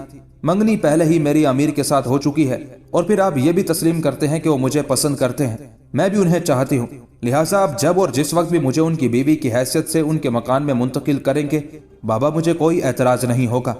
بابا میں اعتراض بھی کیسے کر سکتی ہوں؟ وہ میری زندگی کا محور، میری زیست کا مدعا ہے۔ ان کے بغیر ایک لمحہ کی زندگی بھی گزارنا میں سمجھتی ہوں بیکار اور فضول ہے۔ 48 جب خاموش ہوئی تب بے پناہ خوشی کا اظہار کرتے ہوئے قاضی ابو سعید کہنے لگا، بیٹی یہ جواب دے کر تو نے میرا دل خوش کر دیا ہے۔ ابھی دشمن کے پڑاؤ کی ہر چیز مسکن میں منتقل ہو رہی ہے۔ یہ سارا سامان جب مسکن میں پہنچ جائے گا تب زین الدین اور دوسرے سالار بھی مسکن میں داخل ہوں گے۔ اس کے بعد اس موضوع پر میں زین الدین سے بات کروں گا۔ قاضی ابو سعید کے ان الفاظ پر 48 خوش ہو گئی۔ پھر قاضی ابو سعید اور 48 پہلے کی طرح مسکن میں لائے جانے والے سامان کا جائزہ لینے لگے تھے۔ سارا سامان مسکن کے اندر منتقل ہو گیا اور مسکن کے چاروں طرف بنے ہوئے برجوں اور مسکن کے راستوں پر پہرا دینے والے چوکس ہو گئے۔ تب زین الدین، فضل بن اسحاق، عدنان بن ہاشم اور دوسرے سالار مسکن میں داخل ہوئے۔ اس موقع پر لوگوں کا ایک ہجوم تھا جو ان کی طرف بڑھا اور انہیں اس شاندار فتح اور کامیابی پر مبارکباد دینے لگا تھا۔ جب یہ ہجوم چھٹا تب سبتہ اور میکل دونوں ماں بیٹی زین الدین کے قریب گئی۔ پھر سبتہ زین الدین کو مخاطب کر کے کہنے لگی، امیر میں سبتہ یہیں تک کہنے پائی تھی کہ زین الدین مسکراتے ہوئے کہنے لگا، تم یہی کہو گی کہ میں اس فتح اور کامیابی پر مبارکباد دیتی ہوں، لہٰذا میں پہلے ہی کہتا ہوں کہ تمہارا شکریہ کہ تم نے ہماری اس کامیابی پر خوشی کا اظہار کیا۔ عین اسی لمحے ایک طرف سے بھاگتی ہوئی شہزادی 48 آئی۔ وہ بے حد خوش تھی اور تقریباً اچھلنے اور جست لگانے کے انداز میں اس طرف آ رہی تھی۔ زین الدین کے پاس آ کر رکی، پھر بڑی چاہت اور محبت میں کہنے لگی، میں نہیں جانتی وہ کون سے الفاظ ہیں جنہیں میں استعمال کروں اور آپ کی اس شاندار فتح اور کامیابی پر آپ کو مبارکباد پیش کروں۔ 48 کے اس انداز پر زین الدین مسکرا دیا، کہنے لگا، 48 تمہیں کچھ کہنے یا کرنے کی ضرورت نہیں ہے، تمہیں میرے ساتھ منسوب کر چکے ہیں، لہٰذا اگر تم کچھ نہ بھی کہو تب بھی یہ سمجھا جائے گا کہ تم نے اپنی خوشی کا اظہار کرنے کے لیے سب کچھ کہہ دیا ہے۔ زین الدین کے ان الفاظ کا جواب 48 دینا ہی چاہتی تھی کہ اس موقع پر قاضی ابو سعید زین الدین کے قریب آیا اس موقع پر دونوں عرب سالار عدنان بن ہاشم، فضل بن اسحاق، اس کے علاوہ مغنی احمد بن قاسم اور مسکن کے کچھ دوسرے سرکردہ لوگ بھی ساتھ تھے۔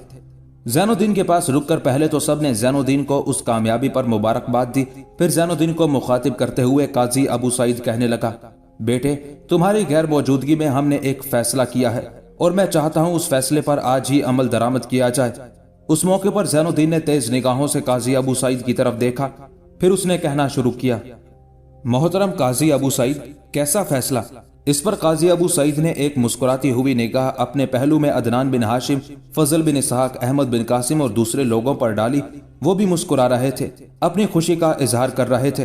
پھر قاضی ابو سعید نے زین الدین کو مخاطب کرتے ہوئے کہنا شروع کیا، بیٹے آج کا دن، یا یوں سمجھو کہ آج کے دن سے بڑھ کر ہمارے لیے خوشی اور مسرت کا کوئی دن اس سے پہلے نہ تھا۔ ہم نے دو بڑی قوتوں کو بدترین شکست دے کر مار بھگایا ہے۔ بیٹے 48 کے ساتھ تمہاری منگنی پہلے سے طے ہو چکی ہے اور میں تمہاری آمد سے پہلے اس سے بات کر چکا ہوں۔ اس نے اپنی رضامندی کا اظہار کر دیا ہے، لہٰذا میں چاہتا ہوں آج مغرب کی نماز کے بعد تمہاری اور 48 کی شادی کا اہتمام کر دیا جائے گا اور 48 تمہاری بیوی کی حیثیت سے تمہارے مکان میں منتقل ہو جائے گی، اور مجھے امید ہے کہ اس سلسلے میں تمہیں کوئی اعتراض نہیں ہوگا۔ زین الدین کچھ کہنا ہی چاہتا تھا کہ عرب سالار فضل بن اسحاق نے اپنے ساتھی عدنان بن ہاشم کی طرف دیکھا اور اس موقع پر عدنان بن ہاشم قاضی ابو سعید کو مخاطب کر کے کہنے لگا، محترم قاضی ابو سعید، امیر کو اس معاملے میں کیا اعتراض ہو سکتا ہے؟ لہٰذا ہم بھی یہی چاہیں گے کہ آج مغرب کے بعد ان کی شادی کا اہتمام کر دیا جائے، اس طرح ہمارے مسکن کو ایک ساتھ دو خوشیاں نصیب ہوں گی۔ قاضی ابو سعید اور عدنان بن ہاشم کی اس گفتگو کے جواب میں جب زین الدین نے اس بات میں جواب دیا، تب 48 کے علاوہ وہاں کھڑے لوگوں کی خوشی کی انتہا نہ تھی۔ اس موقع پر سبتا بظاہر مسکرا رہی تھی، لیکن آنکھوں میں آنسو تھے، وہ آنسو جو ٹپکنے کے در پہ تھے، جو بغیر کسی وقت، بغیر کسی وقار کے زمین پر جذب ہو جانے والے ہوں۔ اتنے میں ایک طرف سے بھاگتا ہوا زین الدین کا بھتیجا بدر الدین آ گیا تھا۔ زین الدین نے اسے گلے لگا کر پیار کیا، اس نے شاندار انداز میں زین الدین کو مبارکباد دی، پھر زین الدین کے پاس کھڑا ہو گیا تھا۔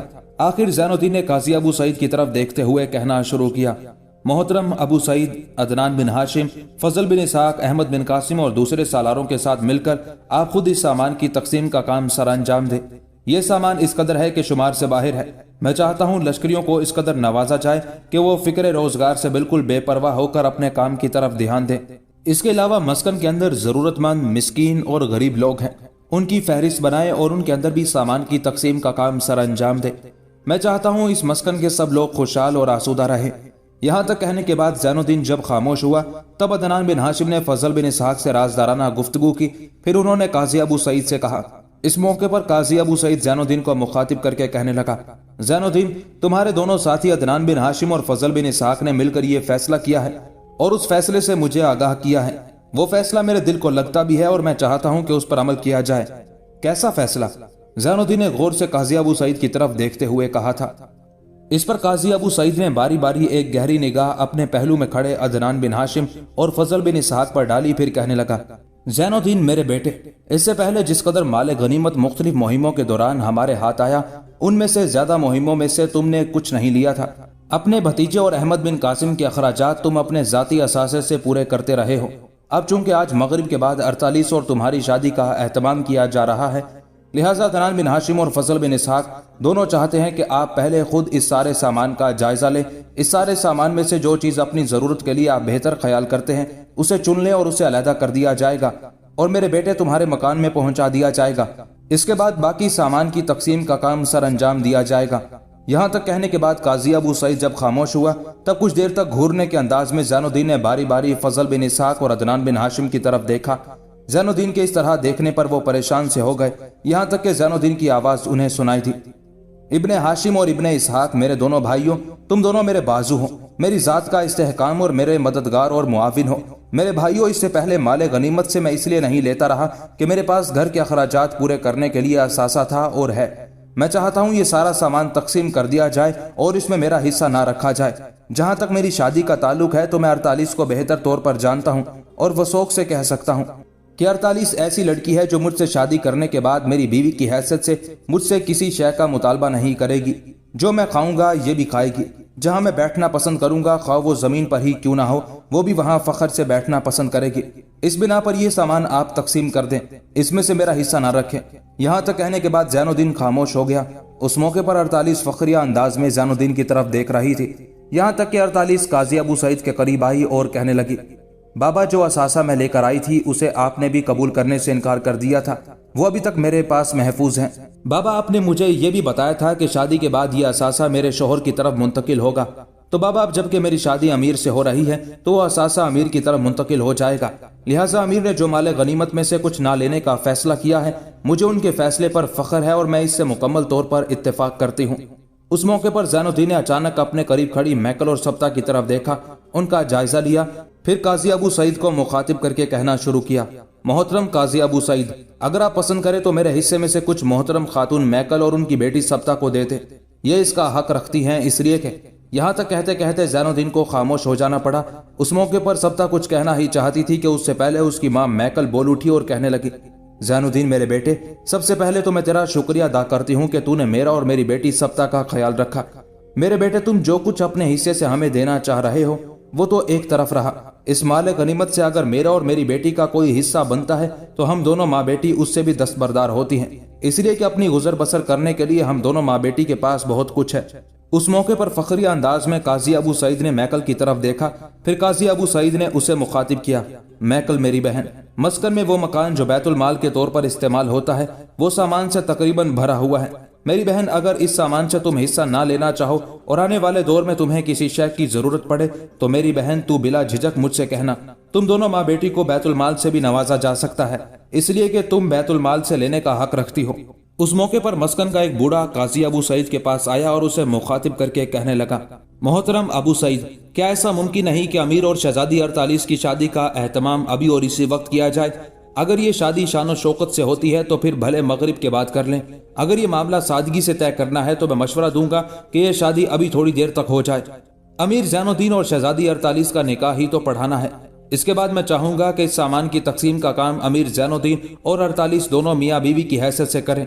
उस मौके पर जैनुद्दीन का भतीजा जो उस वक्त जैनुद्दीन के करीब ही खड़ा था तकरीबन उछलते हुए कहने लगा, ये फैसला बिल्कुल दुरुस्त है। बदरुद्दीन के इस तरह उछलकर इस फैसले की तायद करने पर सब मुस्कुरा दिए थे। फिर अदनान बिन हाशिम कहने लगा, हम भी चाहते हैं कि ऐसा ही होना चाहिए। इस पर काजी अबू सईद कहने लगा, अगर ये मामला है तो फिर यहीं अल्लाह की इसी जमीन पर बैठ जाओ और बड़ी सादगी के साथ शादी का एहतमाम कर दिया जाता है। सब ने इससे इत्तेफाक किया था। फिर सब उसी सामान के करीब बैठ गए। जैनुद्दीन और 48 का निकाह पढ़ा दिया गया। उसके बाद उस सारे सामान की तकसीम जैनुद्दीन और 48 दोनों मियाँ बीवी की निगरानी में होने लगी थी। जैनुद्दीन ने चूंकि रिनाल्डस और ईस्टस दोनों का काम तमाम करके अपनी कसम पूरी कर दी थी, लिहाजा उसके मकान में उसके और 48 के लिए बिस्तरों और शानदार मसहरियों का एहतमाम कर दिया गया। और फिर 48 ने उसके लिए कपड़ों के कई नए जोड़े भी बना दिए थे। वो बेहद खुश थी कि उसके शोहर की कसम पूरी हो चुकी है और उसने मुसलमानों पर मजालिम करने वाले रिनाल्डस और ईस्टस दोनों का खात्मा कर दिया है। एक रोज दोपहर के वक्त खाना खाने के बाद जैनुद्दीन, 48, अहमद बिन कासिम, बदरुद्दीन चारों बैठे बाहम गुफ्तगू कर रहे थे कि दरवाजे पर खटका हुआ। इस पर बदरुद्दीन अपनी जगह पर उठ खड़ा हुआ और कहने लगा, मैं देखता हूँ दस्तक देने वाला कौन है। चुनाचे बदरुद्दीन भागता हुआ सदर दरवाजे की तरफ गया। दरवाजा जब उसने खोला तो बाहर एक नौजवान खड़ा था और बदरुद्दीन को मुखातिब करके कहने लगा, बदरुद्दीन, अमीर से कहो सुल्तान इमादुद्दीन की तरफ से 2 कासिद आए हैं, उन्हें काजी अबू सईद के यहाँ बिठा दिया गया है। फजल बिन इसहाक, अदनान बिन हाशिम और कुछ दूसरे सालार भी वहां पहुंच चुके हैं। उन दोनों कासिदों के पास बैठे हैं। दोनों कासिद सुल्तान की तरफ से अमीर के नाम कोई अहम पैगाम लेकर आए हैं। इस पर बदरुद्दीन उसे मुखातिब करके कहने लगा, आप चले, मैं अम को पैगाम देता हूँ। वो वहीं पहुंचते हैं। उसके साथ ही वो नौजवान वहां से हट गया था। बदरुद्दीन ने दरवाजा खुला रहने दिया। तेज तेज कदम उठाता हुआ लौटा, जैनुद्दीन के करीब खड़ा हुआ और उससे कहने लगा, सुल्तान इमादुद्दीन की तरफ से 2 कासिद आए हैं। वो आपके नाम कोई अहम पैगाम लेकर आए हैं और उन्हें काजी अबू सईद के यहाँ बिठाया गया है। जो नौजवान आया था वो कह रहा था कि अदनान बिन हाशिम, फजल बिन इसहाक और दूसरे सालार भी वहां पहुंच चुके हैं और सब उन 2 कासिदों के साथ बैठे हुए हैं और उन्हें आपकी आमद का इंतजार है। इस पर जैनुद्दीन अपनी जगह पर उठ खड़ा हुआ। अहमद बिन कासिम भी उठ खड़ा हुआ। यहाँ तक कि 48 खड़ी हुई और जैनुद्दीन को मुखातिब करके कहने लगी, आप ये लिबास उतार दें, नया लिबास पहन कर जाएं। इस पर बड़े प्यारे अंदाज में जैनुद्दीन ने 48 का गाल थपथपाया और कहने लगा, 48, मेरा लिबास साफ सुथरा है, इसे तब्दील करने की जरूरत नहीं है। मैं देखता हूँ सुल्तान की तरफ से वो कासिद क्या पैगाम लेकर आए हैं। उसके साथ ही जैनुद्दीन वहां से निकल गया था।